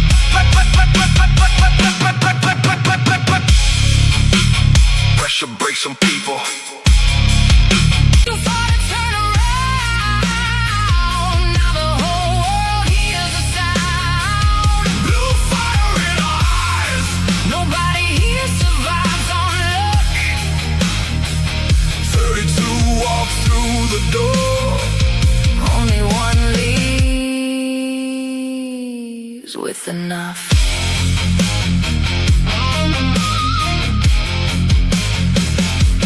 Late nights built this legacy. Every scar became a memory. Every loss became a lesson. Every win became a weapon. See the banners in the blue. Every dream coming into view. One more step, one more climb. Everybody wants this night. In time. Watch the legends come alive. Blue fire in our veins. No fear, no chains. We came too far to turn around. Now the whole world hears the sound. Blue fire in our eyes. Nobody here survives on luck. 32 walk through the door. Only one leaves with enough.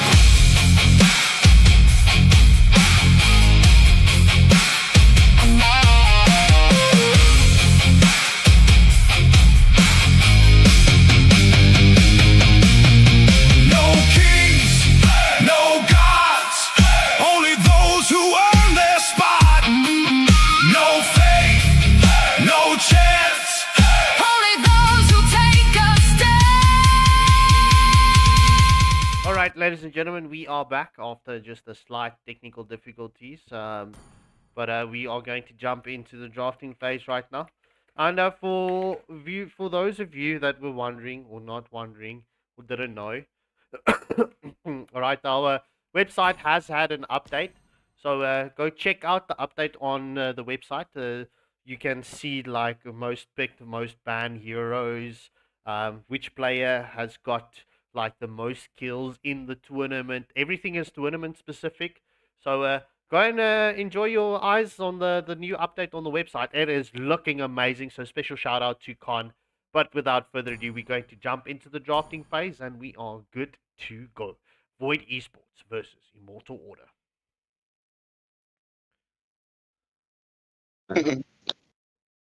Very well. It's gonna be Void Esports versus Immortal Order.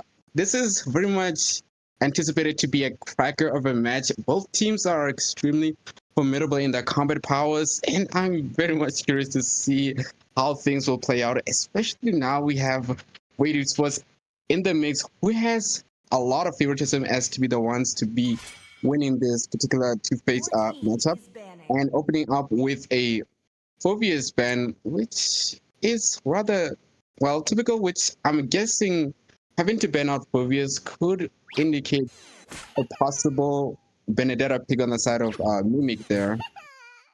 Yeah, and before I I mean- forget, right? Before you take over, it's one of Void Esports' members' birthday today. So Velo, it's his birthday. So we've seen him quite a lot, and we know him as SA's Roma, right? So Velo, special shout out for you tonight, bro. Happy birthday. Maybe Zuero or Merlin will sing you happy birthday. Maybe I'm pushing my luck. If they don't, I will. I'll sing a happy birthday song from regular show. Today is gonna be a-okay because we're celebrating your birthday. Happy birthday. Happy birthday. Celebrating your birthday. Today's gonna be your birthday because okay, I forgot the lyrics. I don't know, but I remember it. Yeah, happy birthday to Velo. Got you a nice little song, from the old school regular show. But yeah, as we do see that the Harris getting banned out, I'm guessing they just saw like the Phobia's ban and they just like thought, they might be looking for the Harris first pick potentially, as well as the Puck getting banned out. I'm very curious to see what's going to be their first pick on the side of Void here. But yeah. And just for the viewers, the map is nowhere to hide. Basically, there's like little orbs on the field. If you pick one up, I'm not sure if you just walk through it or whatever, but if you pick one up, it gives you vision for a while. Like if someone's like standing in the bush close to you, the wisp will go towards them and just reveal them. And so basically, it's just gonna make it very hard for certain like campy type of heroes to do anything on the map, Wow, I had no idea. There was another map system here. Nowhere to hide. First we had the healing turtle, and now there is nowhere to hide. Interesting. Wow. Pickable whip. 3. Go on. Yeah, okay, yeah, no, there's 3. So basically the third one is the golden towers. The main towers, the whole first main towers have like that golden shield, and then every tower after that you take down gets like an extra gold bonus. I think it's like an extra 130 gold or something like that. Don't quote me on that. But yeah, it gives you a bit of extra gold. So like if you're gonna have a split pusher, that split pusher is gonna get farmed very fast. It gives you additional 30 gold. Destroying a normal turret gives you 110 gold, but destroying the golden turret gives you 140 gold. Okay, there we go. Wow, that can be extremely convenient to marksmen. That's very interesting map. I hope to see it in action someday, like just in one match. It would be interesting to see it play out. Well, we have a long stream ahead of us. We're probably going to see it tonight. But yeah, as we do see that the Marcel also getting banned out by Void, that also tells us that they're not looking to go for Marcel kind of strats or just looking to pick him up at all. The Gord being banned out, I think that's a very smart choice by the side of Immortal Order. Gord is so devastating right now. And it also tells me that they might be looking at a little bit of a tankier lineup, maybe. Maybe they want to go for like a Freya or Ruby or something. As well as the Olive getting taken out. Olive's an interesting one. I feel like that's maybe a respect ban, potentially. If there is to be a respect ban, I would just put all my bugs on a Benedetta ban. Like Benedetta on Mimic is just ruthless, especially in the presence of a Phobias ban. It kind of screams that Mimic is likely going to pick. It's gonna pick. Oh, well, unexpectedly they went for Hirara. That could be interesting. Hirara pick. Yeah, What are your I thoughts? think I think it's a flex pick because she can be played as an XP or jungle. I think she's actually pretty decent as an XP because she's gonna literally bully a lane once she reaches level 2 because she's just gonna have so much. Like she has a full kit base. She has a kit once she has level 2, right? She's gonna be able to put a lot of damage onto her opposition, depending on who's in the XP lane and if they don't like the XP matchup, they can always just move it to the jungle. So it's a pretty good flex pick, and it also just takes it out the hands of Immortal Order if they do want to go for that hero. Definitely, that's a very good assessment there. We can project a possibility that Hirara could likely go to XP or are they jungle, depending on the lineup, the draft. So I'm thinking that Waylander is just looking to see the draft unfold, and maybe if very much Hirara can be played as a jungle, they could go for that likelihood. And interestingly enough, Immortal Order having to pick out Belmont. We understand that Belmont has received a very significant buff, and he is now in the spotlight. Now it's interesting to see how exactly will Immortal Order utilize this Belmont. It could go to a very interesting synergy alongside with Khalid, but also now in response we see Your team is Terry as well as Zeshin in the having to note the presence of a tanky lineup on the opposition. Yeah, I mean, like they saw Bauman and they thought, okay, Zushin punishes hard. The Khalid is very I mean, it's a bit risky picking up the Zushin into Khalid because he does have like very good ability to put like a lot of pressure onto her, especially now that she has like a little bit of mana issues in the earlier game. But as the game drags out, she'll be like more and more useful. But yeah, I think they just want to make sure that the Spalman doesn't have a good time because it's very good at like objectives. I'm guessing that's why it was picked up. It has very good clear. I've seen it as very good clear. I played it and like man, I played against one. I played Fredrin. I was like just under half HP and the man one shot me with his ult. I was like, he did like over 4.5k true damage to me. That was insane. But yeah, we're gonna see how it plays out. I'm keen to see how it all like happens, As well as the Xavier getting picked up. What's happening? Xavier like coming back to the spotlight. I mean, coming back to the spotlight, how ironic, because like he is the dawning light. So yeah, it's interesting. Maybe I'm not sure about the patch news, but maybe he received some minor adjustments. It could very well likely because it does appear to be making some bit of appearance. I mean, Xavier, in a sense, does have that support ability. Like he can immobilize, he can just add movement speed onto allies. So he could give Immortal Order some mobility powers. He could give them some CC control. And also, I'm wondering in what capacity can they utilize the synergy, the mid-tier synergy, especially having to face up against Zushin, who is known to have early game aggression. This could turn out to be an interesting turnaround. It can be, I don't know, like I'm just curious to see how they're gonna utilize the mid-tier synergy there. Yeah. I mean, it's not nice if you get trapped with a Khalid and a Balmond in a circle. So, plus the Dawning Light does do quite a bit of damage. And no, he didn't actually receive a buff. I think maybe he got like attribute adjustments, but I'm pretty sure he didn't get like anything significant. But yeah, no. So I'm guessing that the Xavier, like, as the meta changes, other heroes become like picked up more into the meta. Like Xavier has very good like ability to control tanks. Like we are moving towards this tank and utility meta. So Xavier is a very good pickup if you want to just disrupt the flow of like tanks. I mean, we just saw it get used in the previous match by Dragon's Fury. He was like just poking out, doing quite a bit of damage, just causing them issues with mobility. But it all relies on whether or not Xavier can stay safe. True. And right now, it does appear like it's going to be Velo with the final ban on the side of Void Esports. It's looking pretty solid that on the opposition, they know that Balmont will like to go jungling, so they could project a possible ban on marksmen as well as XP laners. So let's see what they're going to ban here. I don't know. I mean, Immortal Order did ban out the Hylos, who's actually Your really team strong right is now. picking. Kalia as well. Like they nerfed the early game a bit, like the damage. It doesn't really change much about the hero, but later on in the match, she does get like a little bit more damage. So that's basically what they changed about her. And Lapu Lapu getting taken out. Just ooh, that's a very good one actually. Lapu Lapu just destroys the back line. So I would have been actually looking at that pick for the side of Immortal Order, honestly. Actually, we're gonna see Definitely, what they decide to go for. Go.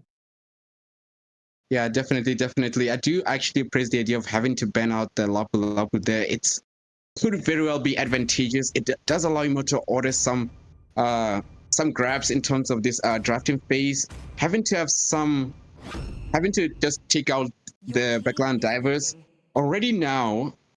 Boyd hasn't yet picked up the Roma yet, and so far they already picked out essentially the marksman, uh the mage sort of thing. Oh, oh, Your and team is picking. also I can agree with the idea picking up the panda as the jungler here. It's not bad at all. Like we can already see that they're lacking a frontliner, so the addition of a panda there could likely give some element of offensive powers. So I cannot really just protest against this kind of drafting on the side of Void Esports. It's pretty decent, suppose if they can actually utilize uh, the panda as well as as well as really Kirara in the mix, as well as Zushin. It goes to show possible offensive power on the side of Void Esports. Really, I'm just very curious to see how this will play out.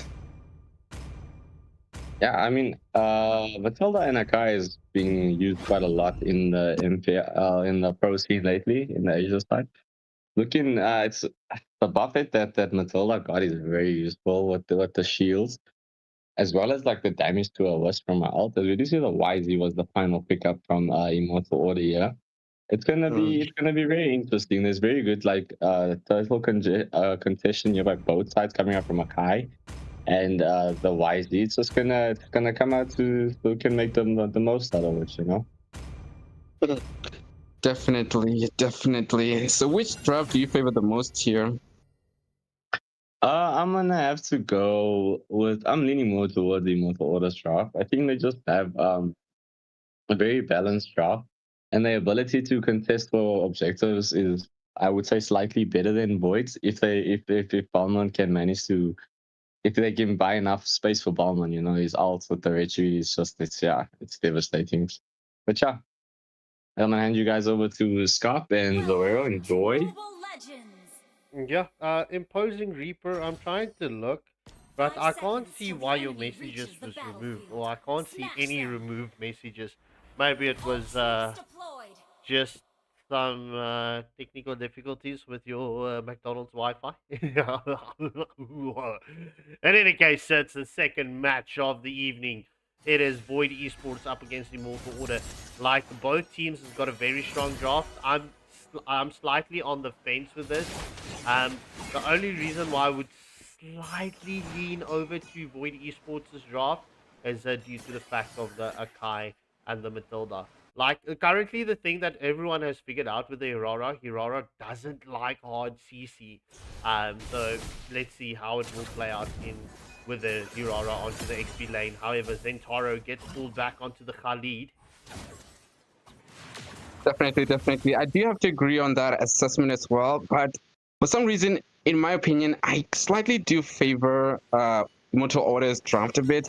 Although you see like possible engagement taking place onto Zushin, and the first blood goes onto Void Esports there. What a quick rotation on the side of Void Esports, really just taking out Yuzon there. Yeah, his birthday boy picks up the first blood with the Matilda. Subarashi, I'm just assuming that is super shady. I would assume it's super shady. And what? Ish, my McDonald's Wi-Fi is better than your electricity, my love. You know, if a week ago I would say 100%, but you know, neither here nor there. You can neither confirm nor deny without me present in your presence. All right, so just before the 2-minute mark, it's currently 1 kill in favor of Void Esports. Only currently a 400 gold lead, like that. Oh, but Hirara gets a solo kill onto the Yuzong onto the bot lane. As we do see the rotation coming in from IO onto the first turtle of the match. Both teams will rotate for this first turtle. As we do see Khalid gets to play onto Mimic. However, Mimic will say, all right, I've got my first skill. To just dash away from the Khalid's engagement. I have to say that the early game aggression on Yuzon was very much well done on the side of Void Esports. Very much gives them the chance to actually really commit early game aggression. As we do see possible engagement taking place, the heavy spin locked onto Khalid there, as also well onto Balmert getting decimated. What an early game aggression on the side of Void Esports, just really just keeping the momentum up. Yeah, currently 4 for nothing, right? Obviously, you know by now, after the turtle is taken, your next play is to invade onto the enemy's jungle. So, I mean, beautiful play coming in, and especially with a guy right now being a great hero to contest for objectives, especially with that heavy spin. But Void Esports is going to drain the life out of Muffin's farm. Right, Zentaro does get the scout out onto Lindo and Velo, but we do see Balman coming in with the spin. And that's the counter pursuit, is his ult name is. Counter jump. Certainly. As we do see right now, Balmert. Balman does get the damage onto Zushin, but Zushin will say, hello, my friend. You need to come again. Try again. Say, knocking on heaven's door. Hey. Alright, there's Mimic gets to play onto Zentaro, does get that first skill combo, first over to 2. They'll drag 1 onto 2, and we'll just call it 1-2 combo. 1-2 combo, 3 combo as Subarashi gets the kill onto Shroomsy in the top lane. As Matilda gets the circling eagle onto Zentaro, will we see the zoning onto Matilda? As we do see the heavy spin lands onto Balman. He's currently pinned as we do see Mimic coming in. As it's Aurora picking up a double kill as Khalid tried to come and save the Balman, but it's a 2 for nothing exchange going in favor of Mimic.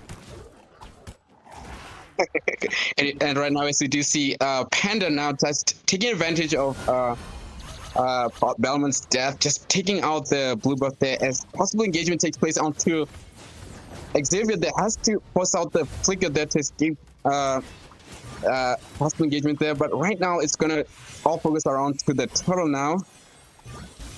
Yeah, as we do see the knockup coming in from Akai. Oh, but Yuzong gets taken down. It's a solo kill for the Aurora in the bot lane. Lindo is continuing the jungle invade here as we do see the heavy spin lands onto Bowman once more. The displacement coming in from Zushin the Lantern.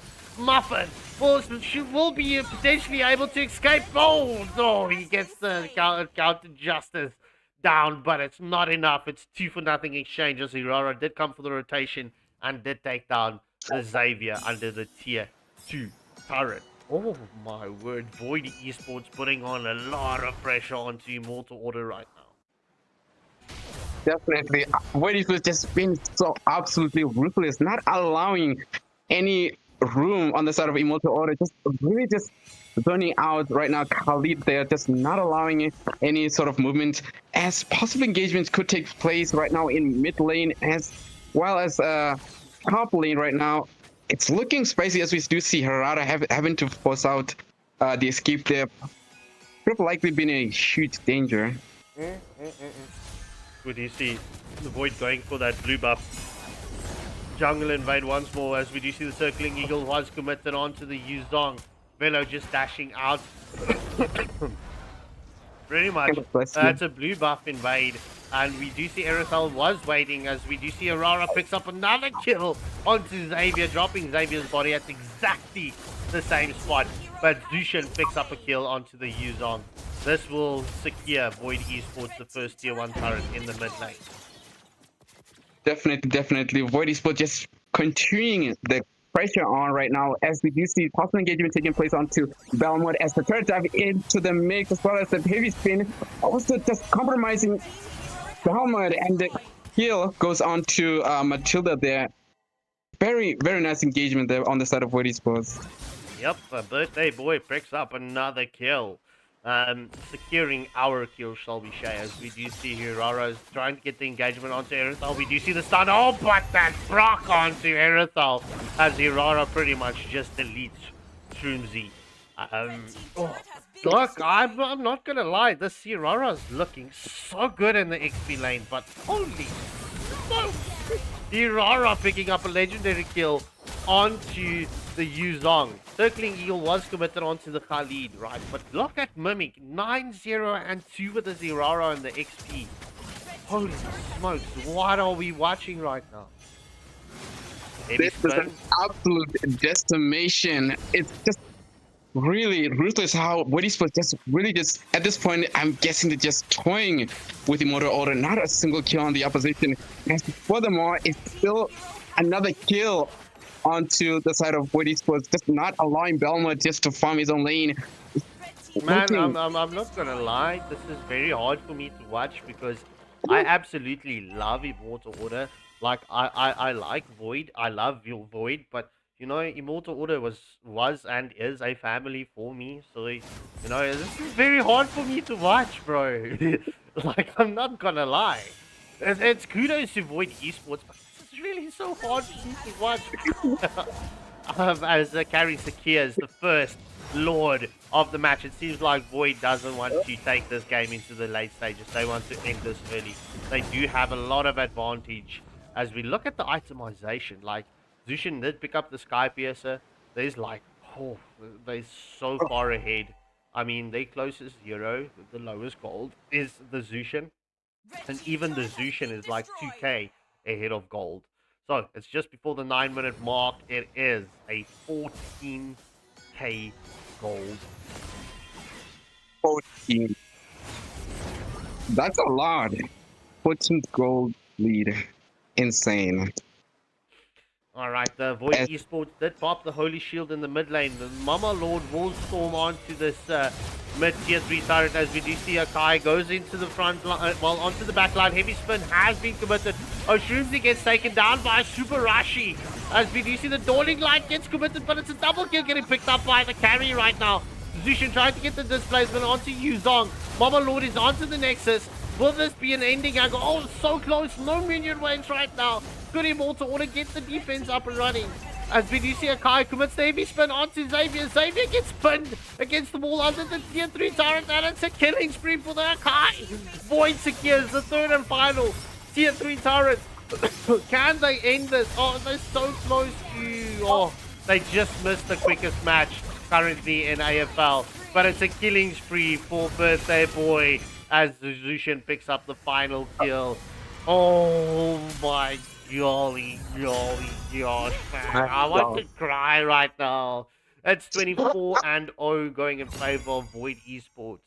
Mimic picking up the MVP 10-0 and 6. I don't want to do this, but I do it with all the teams, right? Shroomzy, IO, guys, I love you. But everyone got sent home with a box of chocolates after this first match. It's a sad defeat indeed. Absolute decimation. Alright, let me just quickly switch around first specs and also just swap this.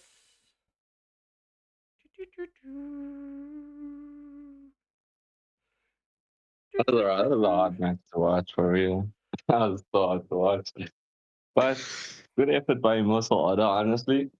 I mean, I'm a little bit mad at Void for throwing the Irara XP. I was trying to keep that one to myself. Because it looks like nobody figured it out yet. I mean, that was absolutely ruthless. Just Void Esports just really destroying Immortal Order, just very much mortalizing them and destroying them. It was... I can see why it's hard to watch. But truly, it was a fantastic display of offensive power on the side of Void Esports. Very much just keeping up their name as one of the top squads in our server. I mean, I just feel bad because I know Immortal Order for like a while now. We've had a lot of scrims against them, you know. spoken to Shrimsy a few times, and yeah. But it's alright, you know. Just the way the cookie crumbles as we head back into the drafting phase here with Shrooms TV picking up the Yes. first ban. I'm imagining that the likely ban is going to be Hirara. I mean, having to predict how what is supposed to utilize Hirara, they essentially compromised the backline diver. They just simply systematically decimated Yuzon, and Yuzon is critical for objective, like very much just zoning out the opposition and taking out objective. When he got under farm as is in the early game, this really just forced Immortal Order to just concede the turtle. Your Yeah, I mean, I team don't is think banned. any hero can actually beat TR at level 2 in the XP. I mean, there's probably like a hero that can survive. Like, you know, if you go with your Terazla, your Lafu, they just too tanky just to instantly burst like that. But yeah, that's why I say I'm a little bit mad at Void for showing that, because I was trying to keep that for myself. But Zorero, you got your wish, man. We are taking out the golden turrets, which basically means that you know, the turrets have a little bit more gold to gain, just like I think it's 30 more, if I remember correctly from what Cop said. And the turrets have a little bit more HP, so you have tankier turrets, but the payout is more. Also, the attack speed is a lot quicker. And the attack speed is a lot quicker, which is kind of insane. So tower damage is gonna be like no tower Attack diving right speed. now. Your team is banning. And as expected, Immortal Order banning out Hirara very much learned how destructive this new hero is, and not very much risking a similar encounter against Mimic there. So it's very much respected to see the Hirara ban. It's really well calculated. It's very critical. The Hirara has just been insane because like Hirara gets that power spike, and it's very much on the right hands. She can be extremely ruthless. So I do favor the ban on Hirara there. I don't know, I have to agree with you 100%. And we do see that Void is pretty much sticking to the same bannings. Again, taking out the Phobius, taking out the Xavier. Yeah, we're gonna see what will then Taro decide to go for as the third and final ban of the first banning phase. On the side of Immortal Order has to, yeah, Immortal Order has to be essentially careful with their bans. I mean, like in early game, in the first match they did ban out someone like Gord, and also in addition to that, they did also ban out I don't think I can remember, it was Hardy as well. I do hope that they don't feel compromised to abandoning those same bans, because like this could opt Void Esports to, if they make the wrong bans, they could, or we just did the core ban that was very well done. This it seems like Immortal Order adapting. No, they are adapting. I mean, just taking out the R in place of one of their bans, banning out the Gourd once again. Look, I think Void is just banning for the idea of the draft that they decided to go for against the Immortal Order. Because I'm guessing the Savior and the Phobius is just very detrimental to their draft. Even if the Urara is banned out, I'm guessing the Benedetta is gonna probably come out now. But we're gonna see what will be the third and final ban on the side of Void Esports. But so far, it's looking very interesting, and it will be the Zushin once again. Oh. Indeed. I do find it respectful to ban out Zushin, especially given since that Immortal Order has first pick this time. So it does, if Immortal Order can utilize this opportunity to maybe pick out meta heroes or something of significant utility for that draft, it could really just now turn the part of battle. Okay, it's open. In the background, crying for Paquito. I would also be looking at Ruby. Ruby would be very nice. He is busted in the right hands. Does have amazing set plays. Do not leave the Paquito. Do not leave it. Take it. Yes. Your team is Yes. Wow. Wow, the cries has been heard. Shrimsy sensed your cries for Paquito, and then he locked in Paquito. He sensed it. Okay, that was a nice first pick there. Yeah, I mean, I'm sure they were debating because of how long it took. I think they were deciding between who's gonna keep more impact, Ruby or Puck. And I mean, it's clearly Puck. He has good split push capabilities. He can rotate the map very fast, has insane burst damage. You know, he can literally one man invade a jungler and have no problems getting out. But yeah, Definitely. My estimate, Your team is interestingly enough, I wasn't expecting Belleric on the opposition. Like, I just never really foreseen a Belleric on the side of Void Esports, but I can measure that in some likely case they have a draft in mind. So Belleric is coming off as a very decent pick. I mean, he did receive a buff recently, so it's very much respected. However, I kind of project the possibility that, given since that they ban out Herrera, Mimic will likely still go for Benedetta. I'm still projecting that. I'm just foreseeing that. all right. Yeah, no, I think you might be right there. Look, the Beller getting picked up. It's a soft counter to Puck. It's not like the best counter, but it's a soft counter to Puck in team fight because of the Ratha Dryad. And also the Zushin was banned out, so it made it pretty viable. But Immortal Order, you're coming out with the Eve and Minotaur combination. Honestly, that is kind of disgusting, I'm not gonna lie.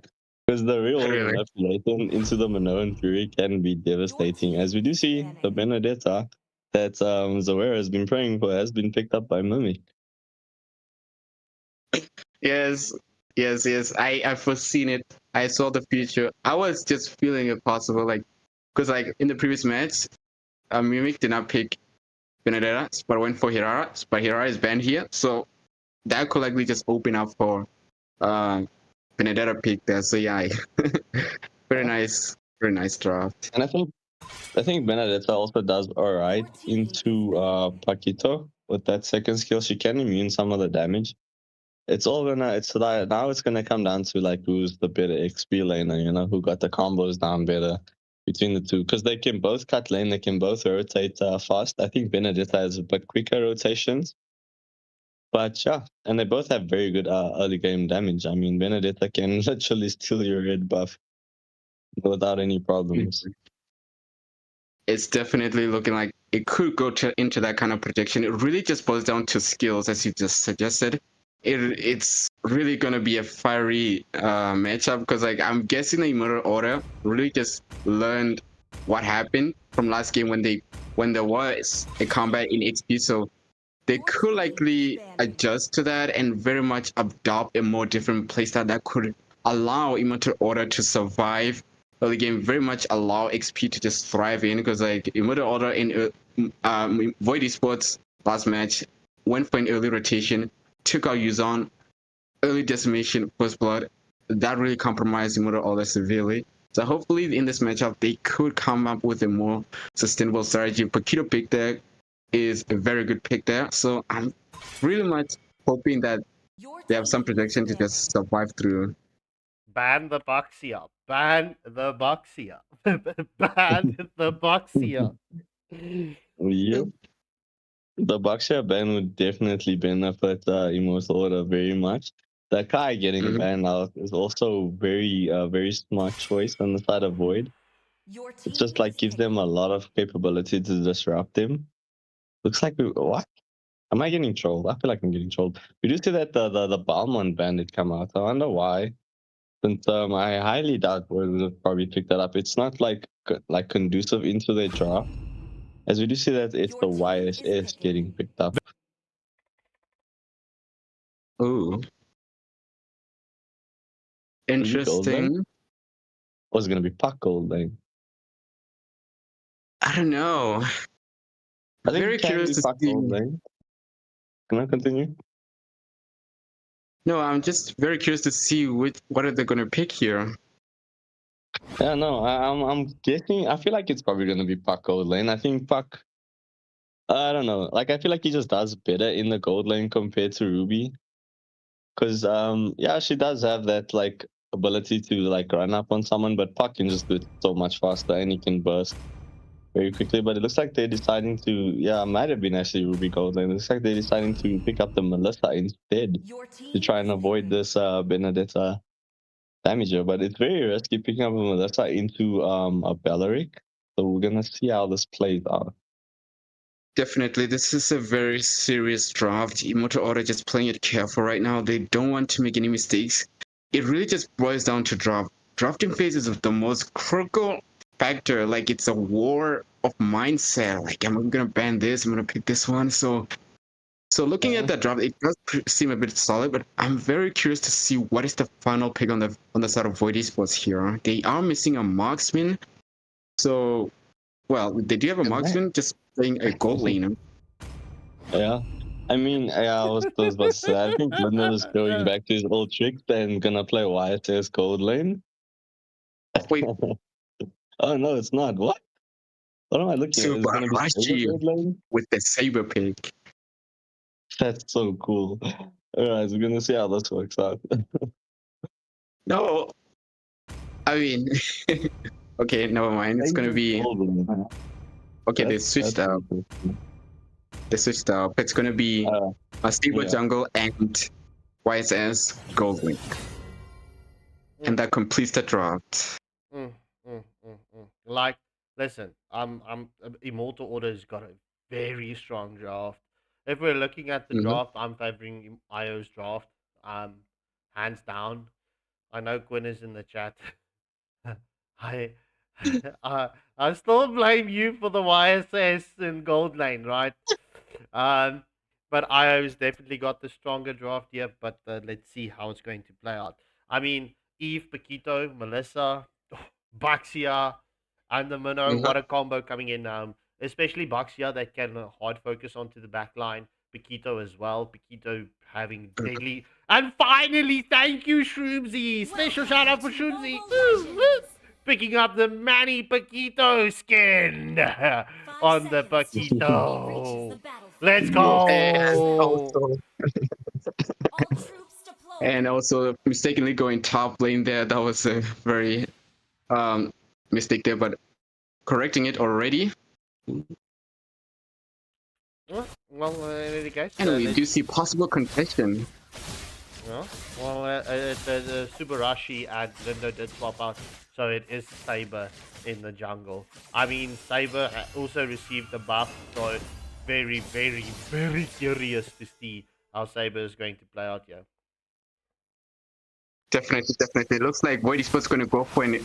Just Void still here, trying to take out the blue purple buff right now. As right now, all focus on the side of Immortal Order, just trying to defend out the Bellaric, not trying to, just giving off vision on the side of Void eSports. It's very interesting for them to just go for an early steal. Well, no, it's proper play. It's currently in the meta.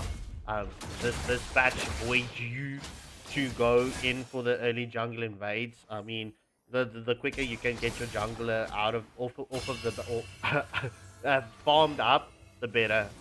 And if you can get your enemy's jungle behind, I mean, that's a great job. I mean, look at Bucks here, right? He's level 3, and if we need to jump onto Saber, right, he's going to be touching on level 5. Oh. Wait, the Bucksy are getting the retribution still onto the red buff. GG's, but we do see Saber getting the first blood onto Buxia. That's first blood in favor of Lindo.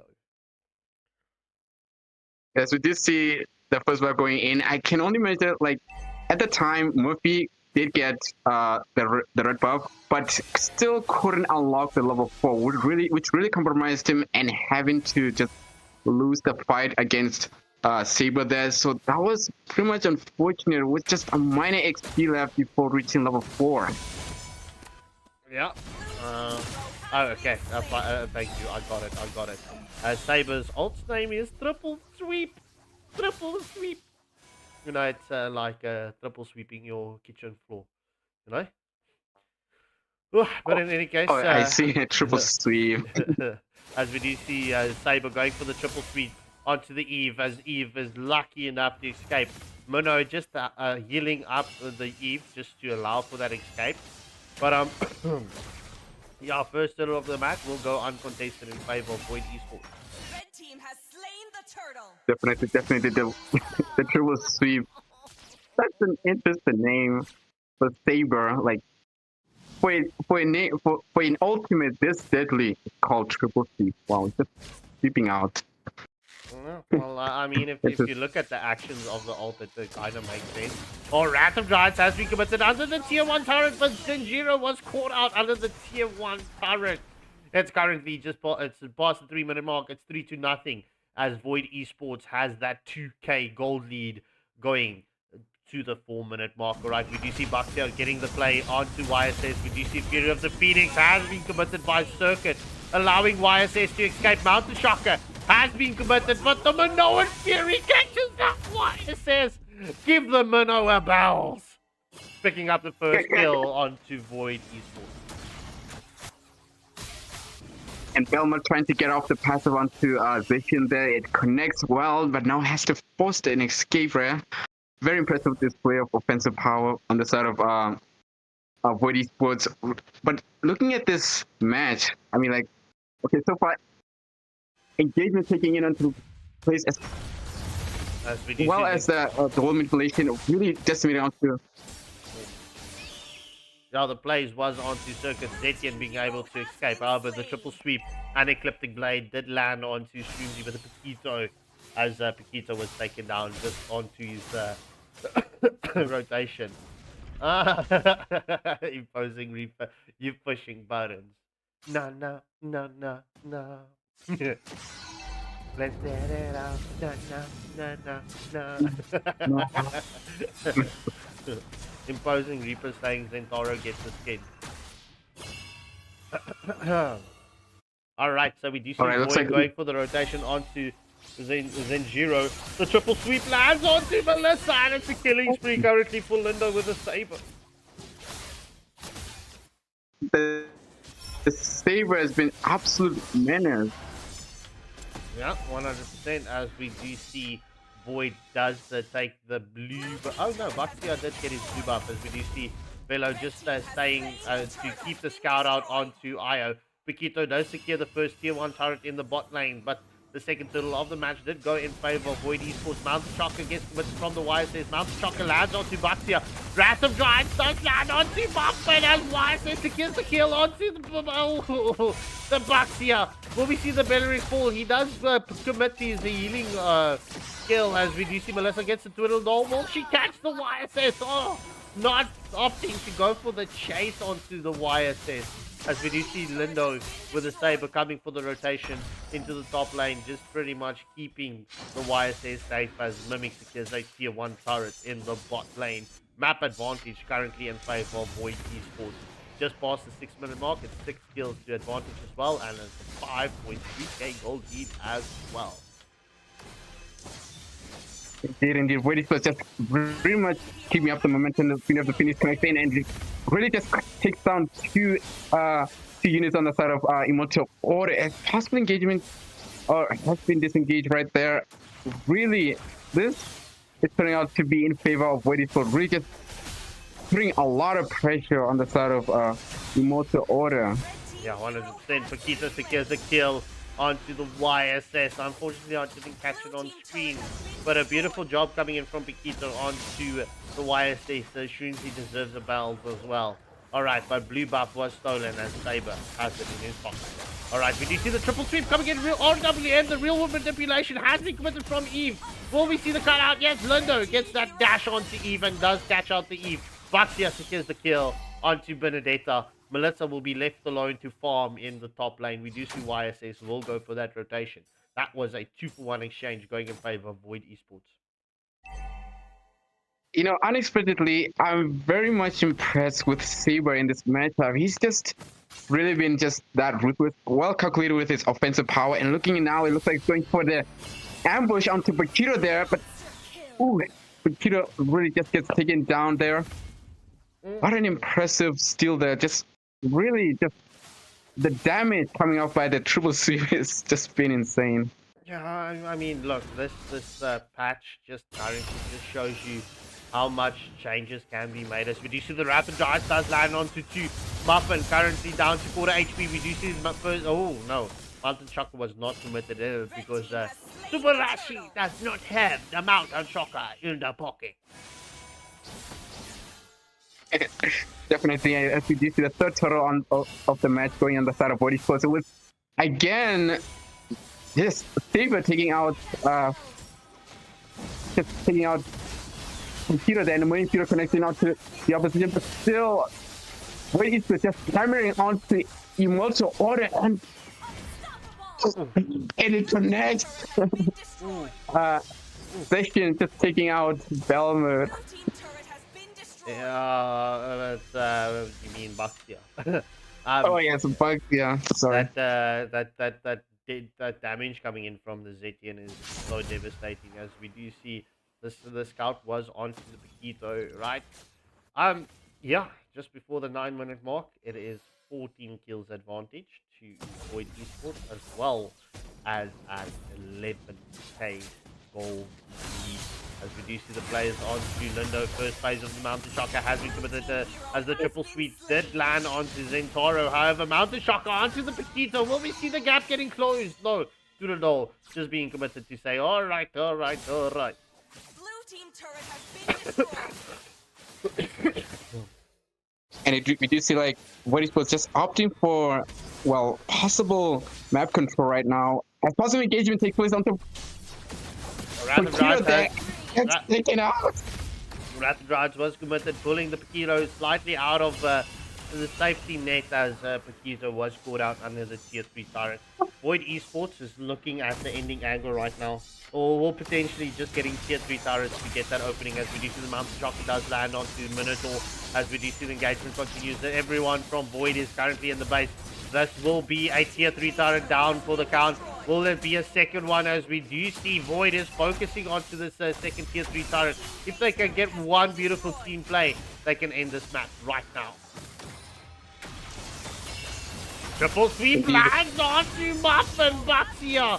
So close to getting counted out, as we do see Benedetta did get the kill onto Zenjiro under the tier 3 turret. Void eSports is like they're taking names right now. Definitely, Void eSports very much calculated with their macro prowess. It's impressive how they can really just maintain this momentum. As we do see the triple step connecting out to, oh my god, with the Fear of the Phoenix connecting hard, really just taking out three units on the side of Immortal Order, with Void eSports just looking for an ending angle. Yeah, as we do see the Wrath Drive was committed. However, Benedetta does get caught with the RWM. Oh, but nearly dodging it as Utah secures the kill onto Benedetta. That's the shutdown kill. It is currently only the Eve left to defend. Void backs off. They will go for this Lord. They will definitely go for this Mama Lord. Indeed. If they take out this Lord, I bet that it's just going to be an end game. It's just going to end severely. But it doesn't appear like Void eSports is interested yet. So all focus are still on the offensive side on the base, trying to put in pressure and take out the tier 3 turret. Oh, look, it's difficult. IO, they need the farm. But Void is not allowing them to get any farms. If Immortal Order can get like farm up, look, they do have the potential to get a defense up and running. I mean, we've seen it before. IO, they definitely have the opportunity to get the defense, especially if you've got like the YSS rotating on his own. Definitely. Just about right, right? Tweedledall has been committed. Draft and drives into the mix. The Fury of the Phoenix has been committed as well. As we do see the triple sweep, slaps out the Melissa. Ecliptic Blades onto the backline. It's a shutdown kill for the Paquito as Benedetta gets a double kill onto the Baxia. The Mountain Shocker has been committed by YSS. It is a 3-for-1 exchange currently in favor of Void eSports, securing that final tier 3 turret. Mimic is so low with the Benedetta. Oh, but look at that. Just one combo and he's nearly full HP again.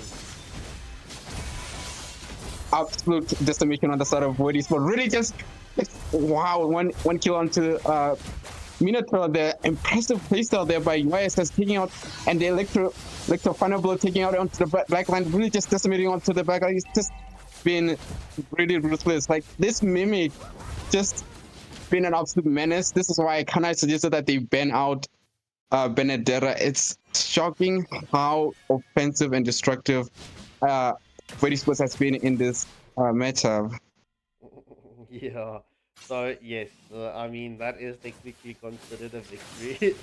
I mean, but look, they didn't finish off. So, oh, we do see the triple sweep does land onto Paquito. Paquito does get his shield up with his first kill, but it's an unstoppable kill, getting picked up by the wire sensors. We do see the mountain shocker has been committed into the round drive.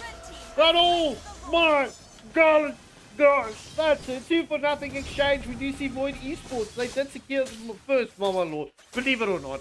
First Mama Lord of the match, and well, they're going to look at ending it right now. Velo with the flicker play in. Oh, but we do see the rat drives. Minot Fury lands on to 3. The immortality has been crossed. And oh, Saber flat onto the Minotaur, and this is ending signature for Void as they recall in front of the fountain. GG's well played to both teams, but Void eSports taking this in a very strong fashion. Lindo picking up the MVP with a Saber, 10-1 and 17. Zenjiro, unfortunately, taking a second box of chocolates. All right, ladies and gentlemen, I'm going to get the pause screen up and running for you whilst we get the next lobby set. It's going to be Home Affairs versus Phantom Nexus.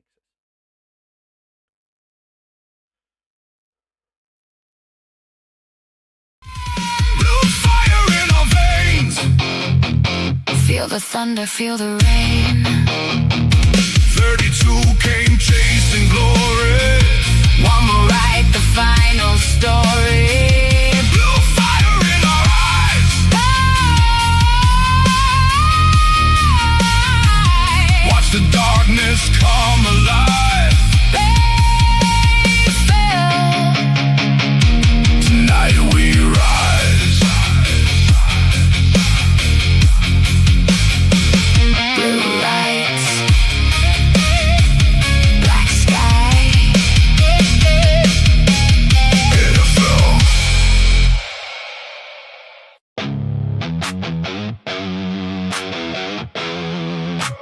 Pressure looks good on us.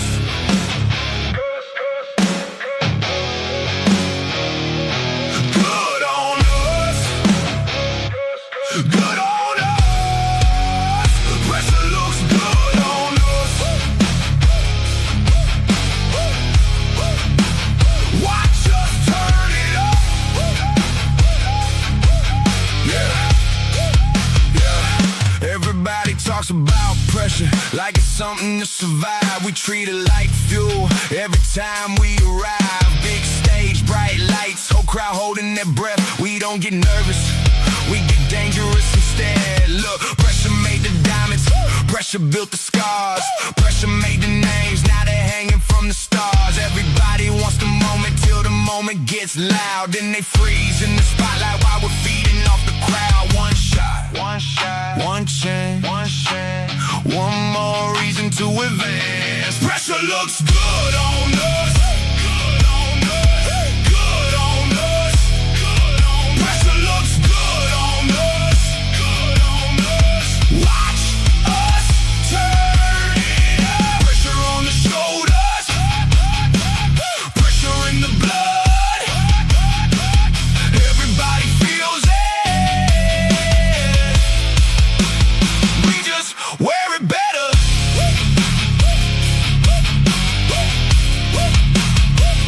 Yeah, heavy expectations, heavy weight to carry. Funny how the strongest ones never look worried. Every round gets tighter, every match gets rough. Everybody says they're ready ain't enough. Whole bracket under tension, whole room on alert. One mistake changes everything, one mistake can hurt. But we've been here before, that's the difference in the end. Some teams meet pressure, we introduce it to our friends. No panic, no panic, no fear, no fear. This is why we're here. Pressure looks good on us. Good on us. Good on us. Good on us. Pressure looks good on us. Good on us. Watch us turn it up. Pressure on the shoulders. Pressure in the blood. Everybody feels it. We just wear it better.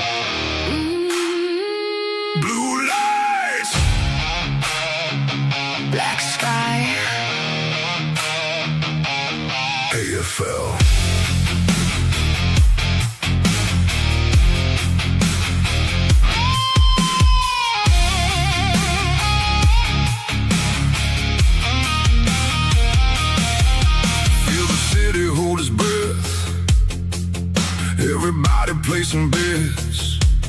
32 names in the dark, 32 flames waiting for a spark. Heavy boots on concrete floors. Every champion wants more. No words, no need to explain.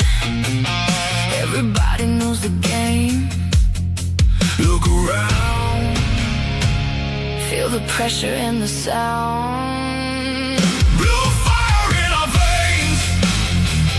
No fear, no change. We came too far to turn around. Now the whole world hears the sound. Blue fire in our eyes. Nobody here survives on luck. 32 walk through the door. Only one leaves with enough.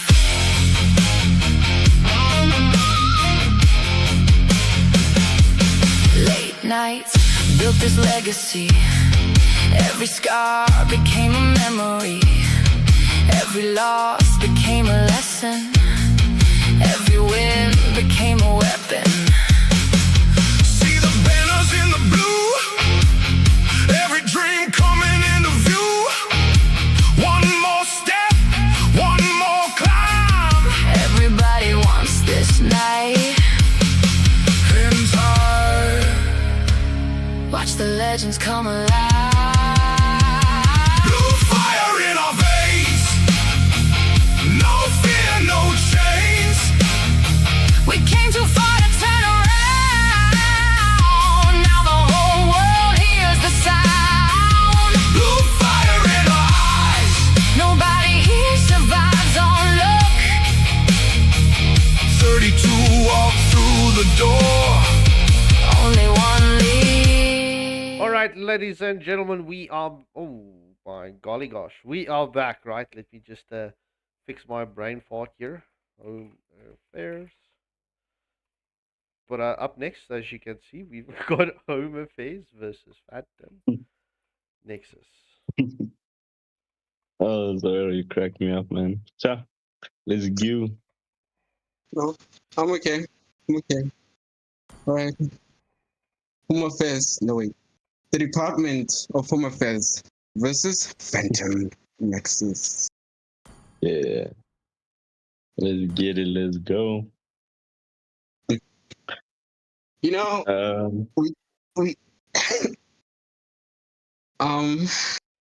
okay, we have to consider one thing. Mind me having to recall what Home Affairs did when they went up against Void eSports last week. Your team is banning. I mean, compared to what we just saw in the previous match, they also got decimated quite ruthlessly. And I'm very excited to see. Sorry, I need to stop. I need to calm down. All right, I need to calm down. I'm very excited to see how Home Affairs will face up against Phantom Nexus. What are your thoughts? I don't know. I don't know Really? if Home Affairs is gonna troll or not. I don't know. I'm hoping they're gonna actually take the game seriously this time. So we're gonna see. They did ban out Hirara, so I would say we are off to a decent start, as well as Glue being banned out here. Two very strong meta picks right now. But yeah, like I don't know, like we're gonna see what happens. You know, like I'm actually hoping because Home Affairs in the seeding stage when it was finally time to shine, they really came out and they like pushed hard, and that's how they qualified. And they came up with some really good drafts, and they played really well. So I was expecting like a lot more than what I saw that day with Void. You know, I wasn't sure if that's because they were going against Void. They just were like, you know, I'm gonna lose anyways. Let's just make laughs, make some memes. I don't know if that was the plan or not, but hopefully we get to see a more serious game from them today. As well as Definitely. Is banning.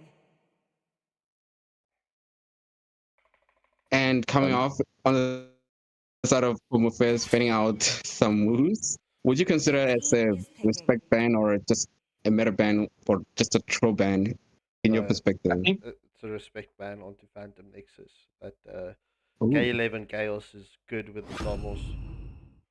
Your team is picking. I was gonna say it's 100% respect ban. The Thomas, I mean, he's also really good at melting tanks, and it looks like they want to pick up this this Marcel. And Thomas does a pretty good job at like locking people down because he can just keep pulling people back into the engagement with his first skill. Your team is picking. Indeed. I do like the set on Phantom Nexus picking out the Freya there. Although personally, if I'm gonna pick Freya, I would likely just consider just banning out Phobius because like Phobius can be a kryptonite against Freya. So I would have just preferred to ban out Phobius instead of Jawhead, which I'm assuming is another respect ban. So yeah, that's interesting. Also, looks like Ruby is gonna be in the play here on the side of Home Affairs. Interesting. Your team is picking. Yeah, I mean, Sota also getting picked up. I mean, that's just a natural counter to Freya. Your team I am interested to see how this Belleric pick's gonna work out. Like, cause I know Marcel is also one of those heroes that doesn't do too well against like CC if you do catch it into him.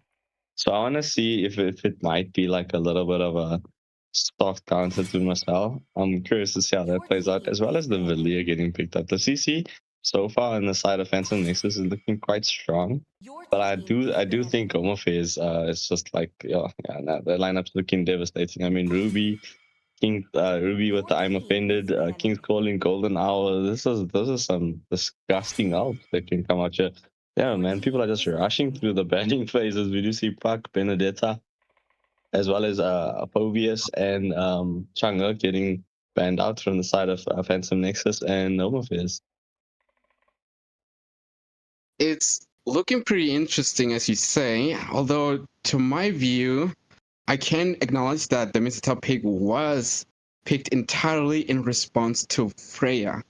But how does that play out when you have Mincetar playing as a jungler? In my personal experience, I've never seen Mincetar as a jungler. I do not really go against his jungling capabilities. He could very much suffice well in jungling.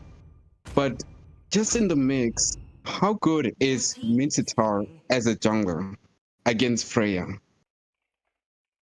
I mean, it's still not too late for them to change it. I'm not sure if he's gonna 100% be the jungler. He could end up going gold lane, maybe like on like we saw with the King's Decree. So we're gonna see. We're gonna see what happens there because I'm seeing as well as the Bane getting locked in here. I do think Guinevere is a very nice pick though.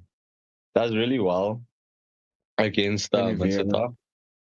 Yeah, it does really well against Mincetar. Like, as long as she's not the one getting caught up in the King's Calling, she's basically the answer. And she has the potential to catch Marcel, depending on whether or not his passive is up on her. But I know, it's one of those, like, it's unlikely, but it's possible kind of situations. But we're going to see, as we do see that the Clint's also getting picked up here on by the side of Home Affairs, as well as the Erythrea getting picked up as the final pick by Phantom Nexus. I mean, both drafts are both weird but interesting. I don't know who I would like prefer or give it up to. I think I am leaning a little bit more toward the Affairs draft just because they have Marcel and Ruby, and I think they just have and they also picked up the Bane, I'm guessing, trying to take advantage of the golden hour. So I mean, we're gonna see how it plays out. Definitely, we'll see how this plays out. I'm taking favoritism towards Phantom Nexus. Their draft is pretty solid in my view, although I can acknowledge the presence of a Marcel, because Marcel is a direct nuisance. I'm just generally surprised that Phantom Nexus did not consider to ban him out, but we'll see. I mean, yeah, I'm gonna see. What do you think, Mr. Shot, with the sheep with no bleep? Bro, like, even though, like, Home Affairs, It's an unconventional draft. They've got a strong draft, but Phantom Nexus has got a stronger draft. It's got a strong draft as well. Um, I'm going to say I'm going to back Phantom Nexus's draft, but I mean, if Home Affairs can get this match played out how they want, the Deadly Catch, the King's Calling, the Golden Hour, this could be a broken combo. Yeah, I mean, it can be, but we also have to keep in mind that projectiles coming through Marcel's ultimate now are cutting off. So the damage is not going to be insane unless they can layer it like insanely well. As we do see here that Minthita does get the hook onto the Belleric, and he will be the first blood of the match, getting picked up by Bane of all people. I thought it was in the fact for Minthita there. As we do see that the Ruby is engaging here onto the Villiers. Will they have enough? Yes, and she does. I think she committed the flicker there just to secure the kill onto the Valley. That is a 2-0 exchange so early into the game. Oh man, people are dying. What's going on? What's better? All right, you know, the fight has already continued. It should have been paused, so let's see how it plays out. Oh man, this is devastating.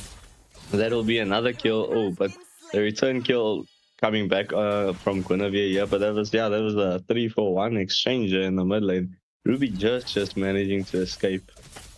Yeah, Marcus, just to answer your question there, right? Obviously we are going to jump into the top 16 after the top 32. So obviously, because it was a big tournament, you know, a lot of new teams being featured on the stream, we need to thin them out. But I can tell you this: obviously, the Waylander Gaming anniversary is around the corner. And as you know, last year we had the 10K prize pool with Conquerors of Dawn. So with that being said, our anniversary that's around the corner. The Conquerors of Dawn is an invite-only tournament, and with that, it's only the best of the best that will come and feature in Conquerors of Dawn on our anniversary. So, yes, to answer your question, yes, yes, yes, yes, and yes. All right, let me just quickly jump on my referees. Merlin, if you can just take over. Yeah, I got you. But yeah, in the meantime, I mean, so far not off to like a good start for the side of Phantom Nexus. I'm guessing there is a bit of internet troubles. I'm not sure on whose side exactly. It could even be Home Affairs, but I don't think so. I'm guessing it's probably Phantom Nexus. But yeah, like I mean, a lot of kills going into the way of this Bane and Ruby. Honestly, two of the most annoying heroes that you don't want to really see fed in the early game, especially same for this whenever you're gonna have a rough time when Ruby gets back to the lane. But yeah, I mean, hopefully everything just works out, and we're gonna find out shortly what's going on. It does seem that the Freya, I think it's potentially the Freya that's lagging. Oh yeah. But anyways, yeah, ladies and gents, I hope you guys are having fun. Please don't forget to like, share, and subscribe. I mean, this is looking to be quite the interesting matchup. Definitely an interesting matchup. The Department of Home Affairs. I don't know, like for me, I kind of like them because they're kind of funny. The draft is always just somehow troll worthy, but when they want to lock in, they lock in, and when they lock in, it's just serious stuff. So I'm just really just in it for Home Affairs. I'm very interested to see how they play out. I mean, yeah, like in the AFL seeding qualifiers, they did really well.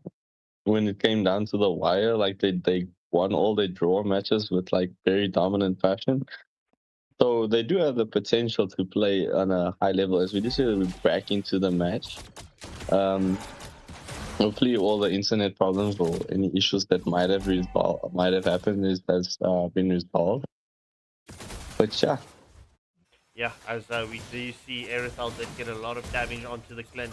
Currently, we do see the rotations from both sides going onto the mid lane. We do see both MMs coming for the rotate as well. The first turtle of this match has spawned up. It's just lost it. Oh, but we do see the hook lands onto K11 Chaos as the King's Calling does take out the Aerothal.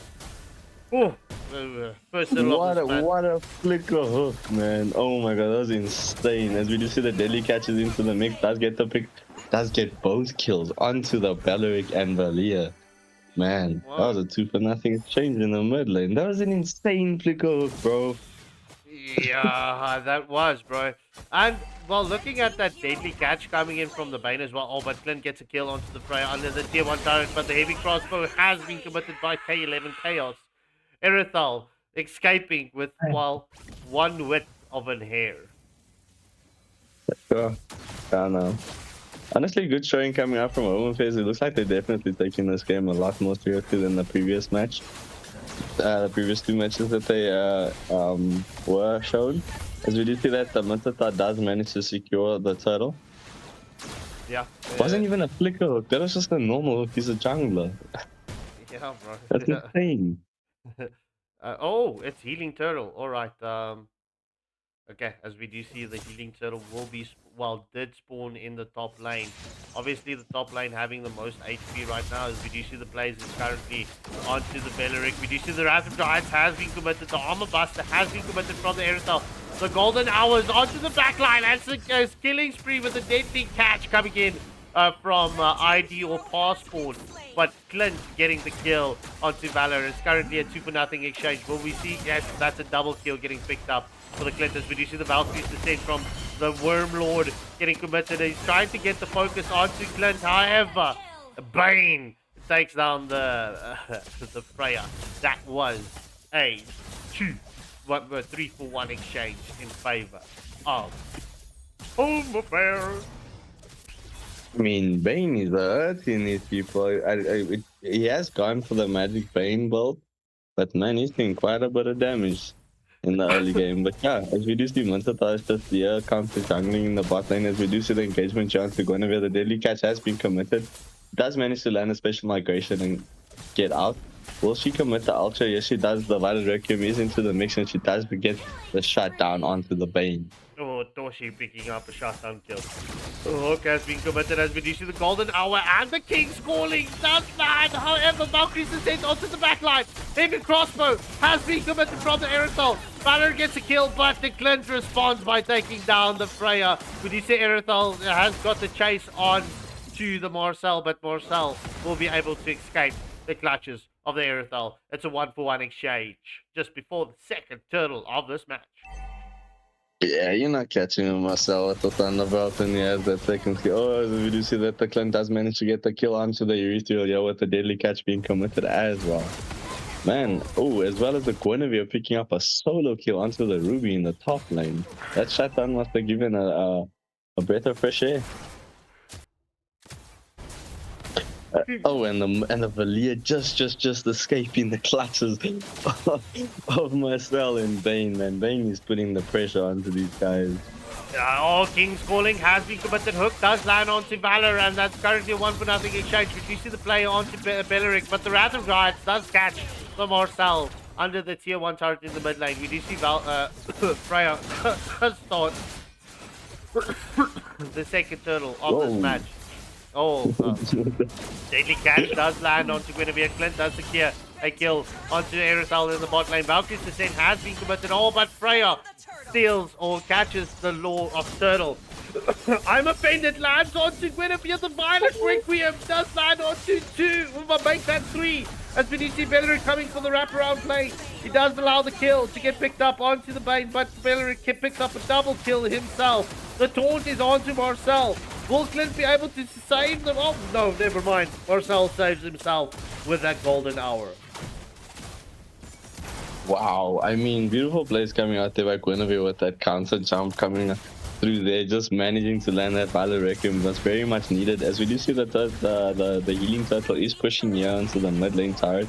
They will manage to secure it with the help of it. Making very good use of the healing turtle. We do see the hook coming out here, as well as the deadly catch being committed here by Bane. Man, that Urethral just managed to love that. Yeah, I mean, look, the Bane's deadly catch will start doing a lot more damage. So, bro, as soon as he gets more items, that thing is going to do a lot more damage. beautiful plays, but Erythal doing a good job in surviving that, bro. But yeah, it looks like Phantom Nexus found their groove. It's just past the 7-minute mark. They currently have the gold lead by only 500 gold. So let's see how the plays will continue. Blue buff has been stolen. Marcel jumping onto the back line. We do see that Bane and Mincetar is trying to get plays on. Revitalize has been committed by the Belleric. Erythal is trying to get the plays on. Marcel takes a lot of damage, but the golden hour, lads. Deadly catches the Erythal. We do see the pushback coming in from the Valor, and the King's Calling has been depleted, and that's a 1-0 exchange going in favor of Wahome Affairs. Man, oh, the Bane, oh, and we do see that the Marcel does get taken up by the special migration, but the Guinevere is shut down. The Clint picking up a monster kill here. As we do see the Valkyries, the Centers into the mix. Clint's just trying to run away as fast as he can, but and the Ruby just managing to save his life. The shutdown onto the Belleric has been managed to get, as we do see that the triple kill getting picked up by Mincetar. Man, that hook landed onto the Belleric and onto the Valor at the same time, allowing Mincetar to pick up a double kill as that Sky Piercer proc. And this will be Home Affairs onto the first Mama Lord of this match. Like Phantom Nexus, they do have map advantage because they still have one tier 1 turret standing. But the Home Affairs would definitely be happy with that play coming in, picking up, you know, the triple kill, the 4-0 exchange, and picking up the first Lord of this match. 100%. I mean, feeding the Bane and the Clint so early is what's kind of like causing all their problems, because Magic Bane's only supposed to start getting like good at third item. But yeah, no, this is insane coming out here from the side of Home Affairs. I'm not counting Phantom Nexus out. I mean, they did make an insane comeback from all of that. We're leading with the gold, but yeah, we do see that the Clint does manage to get the pick off onto the Valia, as well as the Belleric just committing the Wrath of Dryad. The crossbow has been committed, just poking from the side lanes, but the Revitalize has been used just to scave off some of that damage. And Erythal just getting poked low. As the Mama Lord was allowed to focus onto this tier 2 turret in the bot lane. Valkyrie's descent has been committed. Oh, the King's Calling! Landing at the right time. Who's going to win this battle? Will it be Freya? Will it be Mincetar? No! Belleric is coming to save the Freya, and it's a shutdown kill going to Veil. Red team turret has been destroyed. Veil. Making less for wild or game meat. Any case, I said game, like wild meat, right? Like springboks, bushbucks, you know, Clovilla. Yeah. Those, I just needed to rectify because you know that could have. Any case. Just past the 10-minute mark. It is currently smack. It's a 9-kill advantage in favor of Home Affairs, and they've got their 1.4k gold lead back. I mean, it's not an insurmountable gold lead. Like, the shutdowns that each team has been getting on each other has been really propping them forward. I mean, even if you look at the polls, they're pretty even. I mean, yes, Home Affairs is leading slightly in terms of, you know, a little bit of gold. But yeah, Phantom Nexus can definitely make the comeback. If you do see the hook here, it's onto the Belleric, as well as the picture just getting taken of everybody. As the golden hour gets committed, the Deadliest catches into the mix. Whoa, but the Erythal gets caught out in the backline and does get taken down by the Ruby, as well as the King calling into the mix. Double proc on here onto the Guinevere and onto the Belleric. Will we see a triple? No, unfortunately not. The Bane does manage to secure the kill onto was it Ruby? No, I don't know who died there, the last person. It was Freya.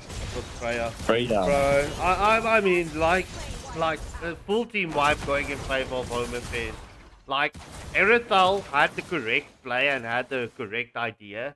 It was just unfortunate that the Ruby was waiting in the back line, you know, protecting the Marcel and the Bane, just getting that I'm offended onto the Erythal. Like, perfect play coming in from Erythal. There was nothing wrong with that play. It was just unfortunate that the Ruby was on point with that I'm offended. Yeah, 100%. I mean, that's what you pick Erythal for. She is like the queen of kiting when it comes to marksman. As we do see the hook is onto the Guinevere here, as well as the King's Calling being committed. Looks like they were gonna sacrifice. As we do see that the Mincetar does manage to kill the Guinevere, but will he be able to take down this Freya? The Golden Hour has been committed just to try and save this Mincetar. But will the Freya get the kill onto this? We do see the Deadly Catch has been committed. Mincetar picking up the kill onto Freya. Oh man, it gets the Lord as well, as we do see that, yeah, it's gonna be a double kill going in the way of Mincetar. Man, this Mincetar is fed. Bro, I'm not gonna lie, Bane coming in clutch at the right moment. It's currently a 4-0 exchange. The first tier 3 turret has been taken down. We will see Harry Potter with the Clint focusing on to the next one. This will be all 3 tier 3 turrets down if Ruby can get it done. And this could potentially be an ending angle for Home Affairs if Clint just focuses on to the Nexus. Focus on the Nexus. Alright, it's time. Deadly Catch has been committed, and Home Affairs picking up the first match in this best of How series. did they get the Lord though? Like, because Mincetar was in the top lane, and how did it? Okay, I'm guessing the jungler must have died. Their jungler, the side offensive Nexus. Oh no, Freya was also top lane, so it was free for whoever got it. 100% MVP going to Toshi with the Guinevere, but the MVP for this first match goes to Harry Potter with the Clint. 11, 2, and 7. All right, I'm just going to get everything set quickly in the back line as Yeah. you in any case going to see what I do, so it doesn't matter, Chad. I'm just going to get it ready. Yeah. But yeah, no, this is a very dominant showing coming out of the side of Home Affairs. I mean, Phantom Nexus did give us a little bit of back and swing, but they just couldn't deal with that Marcel combination with the Deadly Catch, man. It was just too much. Yeah, As well as the Mincetar, that was an insane Mincetar. that is so true, bro. I mean, look, we cannot deny that. So, yeah, bro, it was a good match. It was a good match regardless. All right, we're going to jump into the Very drafting good phase right now. Right. Yeah. I mean, this is what I was expecting from Home Affairs when it was their time to verse forward. I mean, I don't know if they would have won the matches, but like, I mean, I was definitely expecting to see some good plays coming out. But yeah, looks like they are taking things a lot more seriously this time around. They don't want to mess up their chances to move forward into the tournament, I'm guessing. Well, as you know, it's only the top 4 that will progress through to the next stages of each group, though. Yeah. So we're gonna see how it goes. But yeah, let us get back into the drafting phase. As we do see Phantom Nexus is up in the first pick seat as the Worm Lord. What a name, man. That makes me think of that show. Your team. As you see myself, let's get better. What is that? So Stranger Things. There we go. Worm Lord. You think of Stranger Things. Your team is banning. I mean, you gotta give credit to Phantom Nexus banning out the Marcelda. They very much acknowledge how ruthless he can be, especially in like the golden hour. It's can really just turn the tide of the battle. Kind of like similar to the implosion by Tigreal. It's so devastating. It just frees the moment as it does the golden hour. So I do respect the bans coming off by the side of Phantom Nexus, just really acknowledging their ruthless offensive power on both Marcel as well as well, the King's Degree, Mincetar. Yeah, no, that Mincetar from the side of Home Affairs is disgusting. There, like I would not like some of those flicker, not even flicker. I mean, some of those hooks were insane. Some of those hooks were insane. As we do see, the Zushan is also getting banned out here on the side of Phantom Nexus. The Thumb is getting banned out. The side by the definite respect ban coming out from the side of Home Affairs. Just making sure they don't want to deal with no Thamus as well as Kagura. Indeed, Kagura. I wasn't expecting it, but I could just measure that as a respect ban. Very well done. So now I'm kind of curious to see what is going to be their first pick on the side of Phantom Nexus, their opening draft. They have to be really careful because like this, they already lost the first match, so now they have to maximize whatever idea or team comps they have with this first pick they have right now. Yeah, Your no, and team it's gonna is be Nana. That's an interesting choice coming out to the side of Phantom Nexus as their first pick. As we do see, they were showing a potential of Natalia, but they opted to go Your for a team Tigreal is or Cho picking. combination. Honestly, Tigreal or Cho Indeed, sounds disgusting to me. you find out there is no synergy between Tiger and Cho. I mean, they can. There isn't, not really, but like Cho can displace the annoyance that Tig has to deal with, like potentially this Your team Nana is or picking. even the Minotaur. It could just kick them away so that he can get a flawless implosion play. Plus, Cho is just a very good pick-off Your hero. He team can do is he can do banning. quite a lot of things for his Mm. team. But we can acknowledge the synergy with Odetta there, like the I mean, 100%, 100%. flurry. Odette and Like Tig is the I could see it awful happen. combo. Yes, a very destructive combo, especially with the Odetta's passive. We do acknowledge that just a lot of impressive Your damage. team Oh, is banning. and interestingly enough, Home Affairs coming on with the Paquito ban, a really nice ban there. I cannot disagree with it. It's a very nice ban. 100%. And look at this. Now, this is the Minotaur and Nana combo. This is like some old school combos that are coming out here from the side of Phantom Nexus. I mean, can be really devastating if it lands, if the Minoan Fury lands onto like 3 or 4 people and Nana is around. I pray for your souls. Like, there's too much DC and damage. Your Definitely, team there is is banning. just a lot of impact with those three heroes, like Nana as well as Minotaur, as well as Hanabi there with the Higambana ultimate. It's could really just bring out massive CC as well as insane damage output. So it really determines how things can play out, especially also on the side of Home Affairs. Both drafts have a turnaround potential. Essentially, the implosion, the Monoing Fury, really just boils down to which team has the upper hand, which team has good synergy, which team has a very nice initiation. This could either go both ways. I don't know. I'm leaning more towards the side of Phantom Nexus so far. Just because the Odette was Your picked up team into is picking. Minotaur, which can be really devastating for Odette, Like, he has so many knockups to deal with Odette. So it is going to be a little bit hard for System is offline to get online. But yeah. Yes, the ideal optimization for that kind of knockup, like we can see that Minotaur can easily just disrupt Orede's ultimate, but if Orede can perhaps Your team is perhaps picking. utilize Winter Crown, that can give her immunity. But also in addition to a tank lineup on Home Affairs, they added Johnson, which really just pushes Tigreal to be a likely XP laner. I mean, I think they went for a similar. Scott, do you remember this drop of Boba Fett? Isn't this basically almost the exact same thing minus a Droid? Yeah, it's a minus Joey, bro. Yeah. They actually almost kind of won with this thing. They just didn't have like the damage in the end. But like, I don't know. We're gonna see. Maybe they'll make it work this time. It looks like they're catching up to their old ways, picking up that first win in the first match. We're gonna see. As we do see that the side of Phantom Nexus is potentially looking at, and they do pick up the Roger and the Phobius, which is also really, really good against Odette. And also not too bad. And we do see the Matilda getting picked up. Who's gonna be? Oh, it's gonna be Odette Jungle. Oh my god. No. Oh, okay. This could turn out to be. What are your thoughts on the lineups on the draft?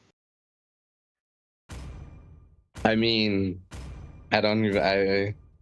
It's gonna. Okay, it's all gonna come down to whether Phantom Nexus is gonna take full advantage of this weird, wacky draft that Home Affairs decided to go for in the second Right. game. I mean, they have the opportunity to just walk into their jungle and just take whatever they want because they don't have much in the way of damage in the early game, aside from Definitely. Matilda and Cho. So we're gonna see how it looks, how it goes.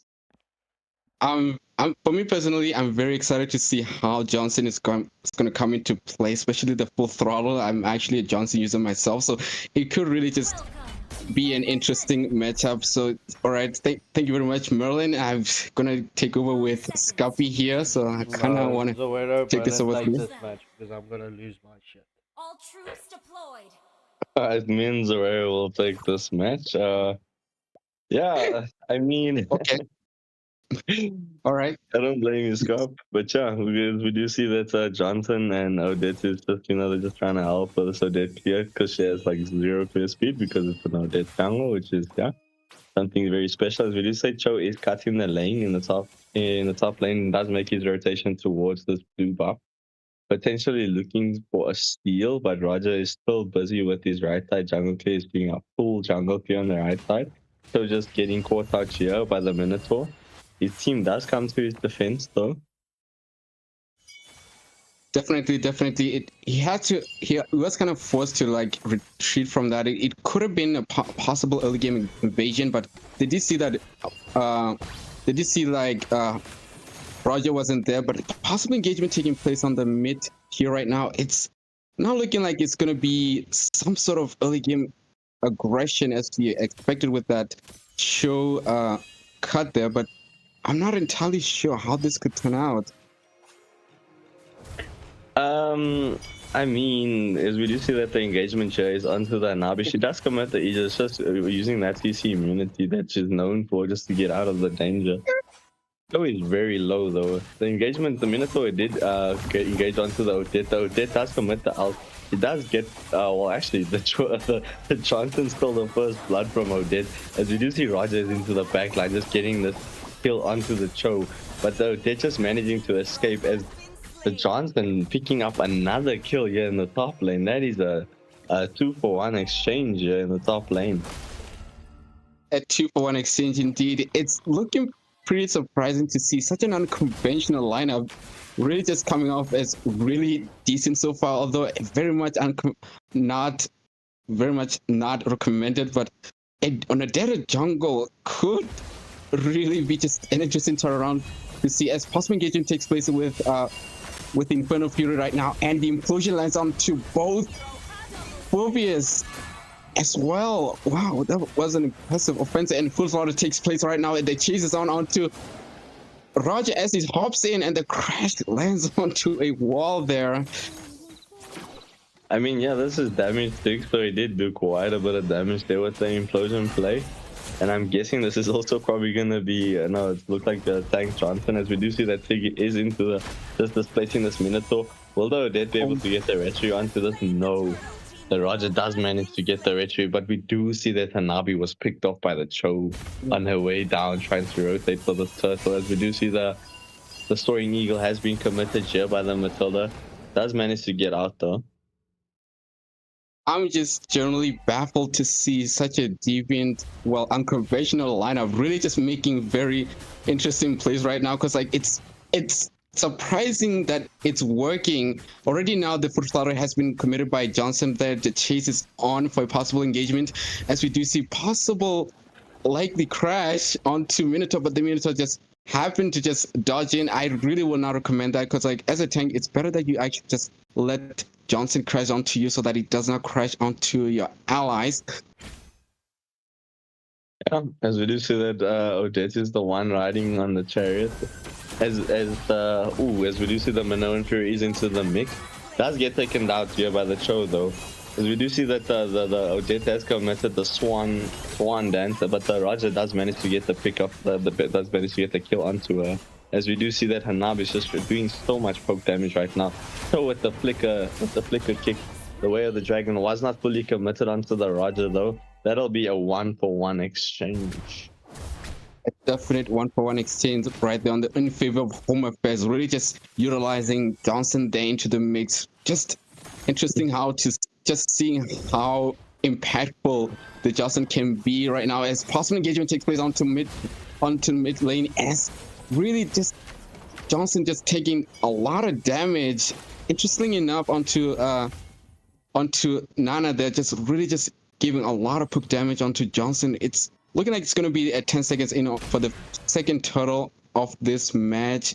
So I'm wondering how exactly will Home Affairs utilize this very deviant comp into securing the second turtle of the match. I mean, yeah, it's gonna come down to whether Tig decides to pull up for this turtle. If he does not, then it's gonna come down to Cho if he can get the way of the dragon onto the Roger, because I don't think Odette will be able to contest this. We do see the Minoan Fury does get committed and does manage to get the kill onto the Matilda, who is also going full damage, by the way. She has not even attempted to try and build a plot. But Cho is here into the back line, just doing a lot of damage. The Way of Dragon has been committed here onto a Nabi. Does manage to secure the kill. The Roger does manage to get the Lord for the side of Phantom Nexus. But the chase is on here. The Nabi will, as we do see the killing spree onto Johnson, actually. Just KSing, you know, securing the kills for the side of Home Affairs. As we do see that Cho does get the mega kill onto the Roger. That is I believe, a 3-for-0 exchange. Yes, a 3-for-1 exchange. As possible engagement takes place onto a turret dive, as already Minotaur gets taken down with a double kill on the side of really Phantom Nexus, taking 2 kills in favor of Hanabi there. That was a very impressive outplay by Hanabi, really just utilizing to just taking advantage of the turret dive there. That was pretty risky move for on the side of Home Affairs, just committing to a turret dive, especially when low HP.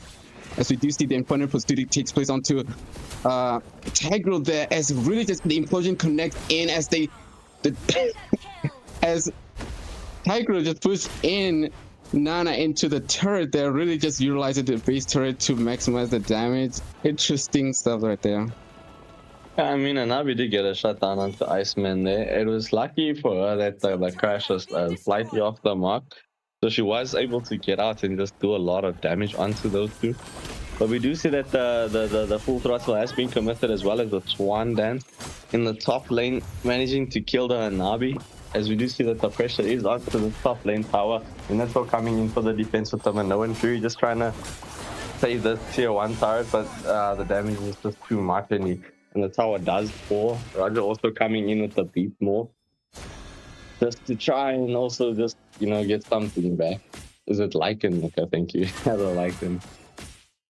Definitely. But looking at this, Home Affairs, a deviant lineup, the implosion connects in onto, oh my god, connects onto Phobius there. What an impressive damage there. Just really, I mean, just surprised to see such a deviant lineup. Just really just an implosion takes place onto takes onto Raja, gets taken out. Really good stuff there by Johnson with the full throttle. Really, I'm just like, what is this team? But it's also doing good. The dead jungle is just being utilized correctly. As we do see that the eagle, scoring eagle, man. The scoring eagle was committed into the backline, but she does manage to get out. Will the Swan Dance be committed here? Or no? Fortunately not. We did see the Johnson with the full throttle coming down, barreling down the mid lane, looking for potential engagement here onto the mid lane. But Cho is just doing what Cho does, you know, is pushing the top lane there. As we do see Johnson is just up, and he does make the crash here. As we do see that the Swan Song has been committed here. The Minoan Fury did come out just not fast enough, but the Lycan form does get committed here. As we do see the Way of the Dragon does manage to take off Roger, as he did also get a kill. That is a 2-for-1 exchange here. As we do see that Cho is still here in the mid lane, looking to maybe potentially get the pick off here onto the Nana, and he achieves the godlike, man. This Cho is putting in some good work here, I'm not gonna lie. A very nice show. Is it Lycan Pounds? Thank you, man. Thank you.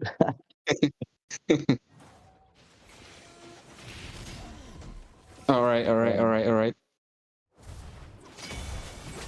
As we do see, possible engagement takes place right now in bot lane, but it doesn't appear that Home Affairs is interested to commit to a turret dive there, but Cho there just poking it onto the enemy, but the full throttle connects it onto Phobius there.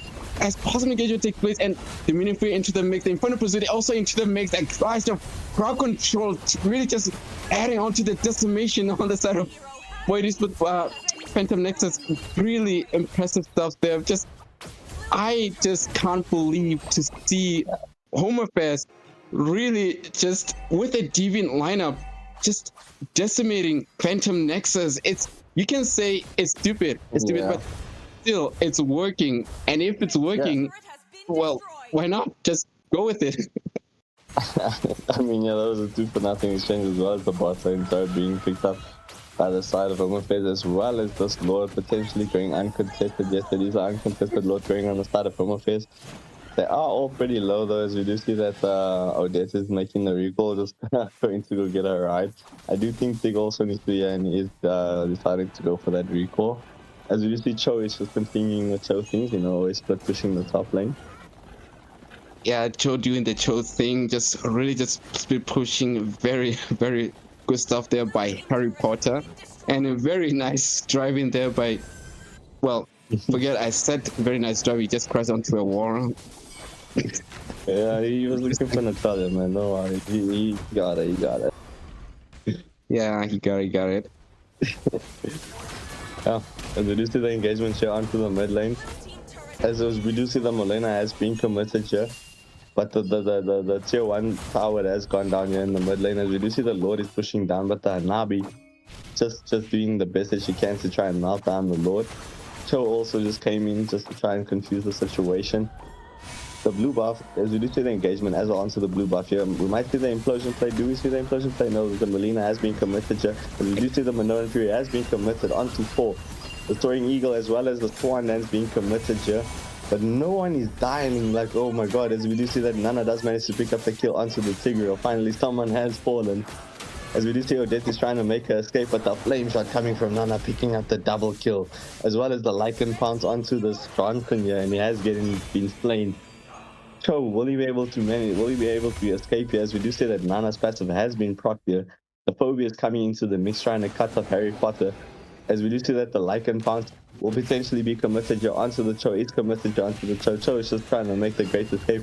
Will he be able to? The Soaring Eagle as well as the Wings by Wings just being used here to carry Cho to safety. What an impressive save from a Cho. What? Yeah.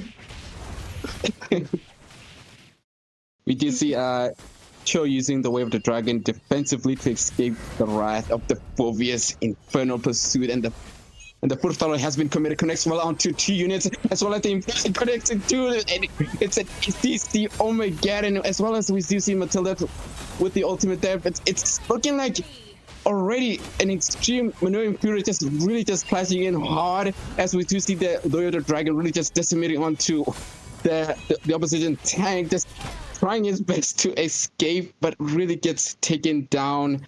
And that is a 3-for-0 exchange in favor of Home Affairs. But it does seem like it's going to be a 4-for-0 exchange in favor of Home Affairs, really just coming in hard with a deviant lineup, just really just showcasing their output. Like survived so long. This was alive for way too long. It was insane. I know.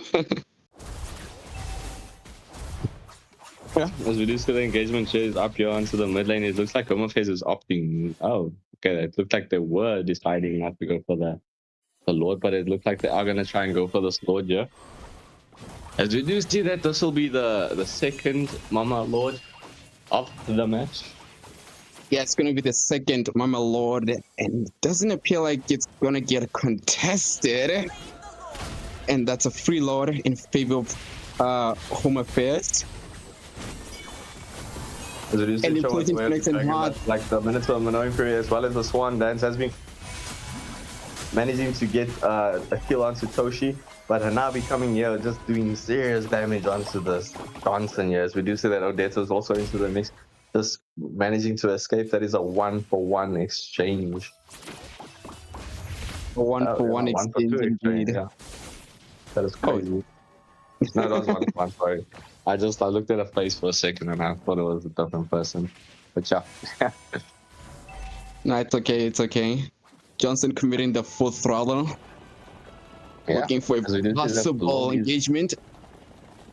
But yeah, the Lord is barreling down, but looks like the team is just not capable right now. Odette is somehow just trying to make her way down here, as we do see that the Lord will crash onto this onto the tier 3 turret, but will get taken down by Anabi. But the waves are pushing in here in the mid lane, as we do see that the cluster has gathered the cluster of Home Affair people have gathered here in the top lane, just asking for their checks, man. Yeah, Home Affairs really trying to gain some of control onto the opposition's jungle area. It does appear at this moment like possible engagement taking place as Full Throttle has been committed, and it connects well with the implosion, and the Minotaur also hit the face, but the Storm's taking out Minotaur there. That was an impressive display of offensive crowd control power on the side of Home Affairs, utilizing their oppressive CC potential, just taking out 2 units on the side of Phantom Nexus, but an insane damage coming off on the side of Home Affairs, really just dishing out insane damage. That kill there, but the push goes in on the wave of the triangle, connects onto Phobius. That's an extreme decimation. This is starting to look like an ending angle, as Roger is forced to go back into the fountain. Did you say that the Swan Song has been committed here? They're just managing to clear all these waves, man. It looks like there was a 2-for-2 exchange here around the base. I mean, there was more kills earlier on, but yeah, that was a lucky defense coming out here on the side of Phantom Nexus, just managing to avoid getting crashed on by the Johnson, and also just like nobody tower locked. Nobody tower locked. So we'll see potential re-engage, yeah.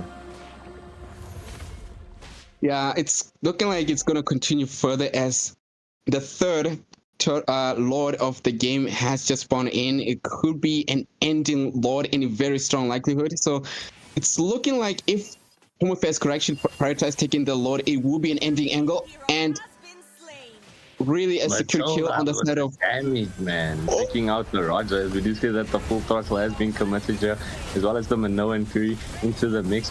The Tigreal has been shut down. The Way of the Dragon has been committed, but Nabi gets the shutdown onto the Cho. It's just too much damage coming out from a Nabi. The Sleeping Giant has been awakened, as we do see that the rest of the Home Affairs has been sent home, running with their tails in between their legs. Home Affairs has been sent home.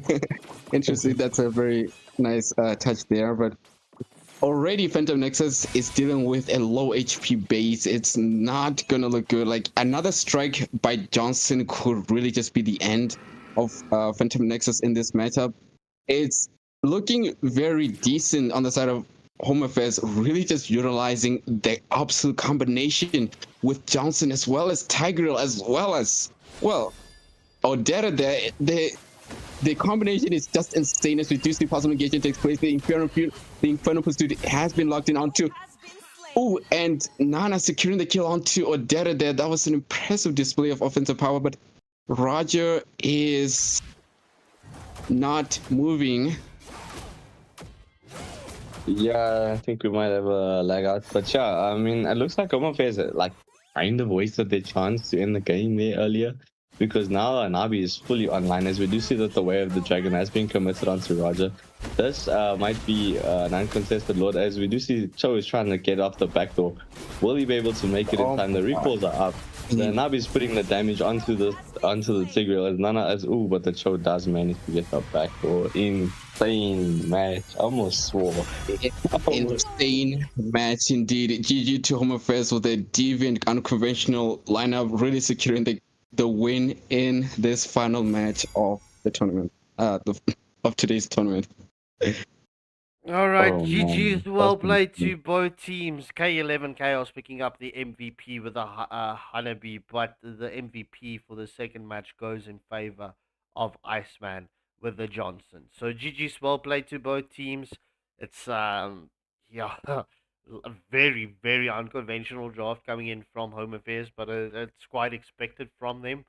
But yeah, just lucky for them that it paid out for them. And well, we need to give a big shout out to Harry Potter, especially with that chow.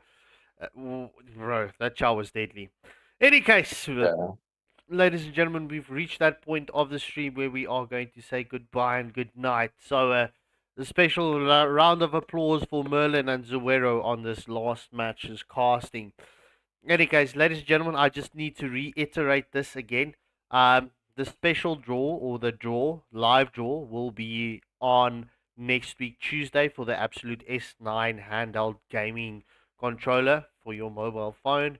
So yeah, I'm going to do a live stream on Saturday where I'm just going to be entering names into whatever it is we can find this weekend to put the names in so that we can do the draw next week Tuesday. And also the website has received a nice interface upgrade. So go and check on the AFL's tournament. I can actually pop it onto screen right now just for intents and purposes. Just give me a second so that you can see what I'm talking about. um, so that you can see what the interface upgrade has been done. Going to pop it up right now. Me, me, me, me, me, me, me, me, me, me, me, me, me, me, me, me, me. Oh, no, that doesn't look right. Any case, let me just close that. Let me just pop it up on OBS. I think it will just be better that way.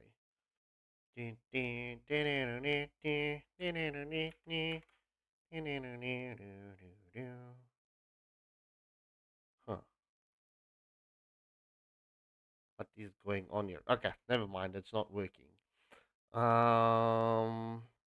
Let's try it this way. Smacks, man, smacks. I'm just going to say full screen. Screw this display capture automatic. Yeah. All right, and then I'm just going to pop it up there. Look at that nice Zoomerooskies. All right. So when you jump onto the website, right, I'm just going to start everything afresh. So you're just going to click on tournaments, going to go onto AFL, and obviously here you can see the leaderboards currently. The points are being captured after each evening. And then you can see your matches up and coming, what's still to happen, etc., etc. Obviously, this was on the website, but if you go to teams, here you can see all the teams that are currently participating. And then you just jump onto stats. Right. So then when you jump onto stats here, you can see currently, so there is a backlog of stats that we need to capture for this group stages. You'll see we've been counting kills, deaths, assists. Once more, then team leaders. So the total of most kills per team, most deaths per teams, and then most assists by teams. And then the other nice feature just for the tournament, and this will be tournament related only. You can then go and look at the heroes. This is your most picked heroes, etc. for the event. Also, let me show you something else. If you're going to go and click onto teams, the interface that we brought up onto the teams, if you go onto Mobile Legends, and let's quickly see Saint Dynasty for an example, and let's say we click on Con.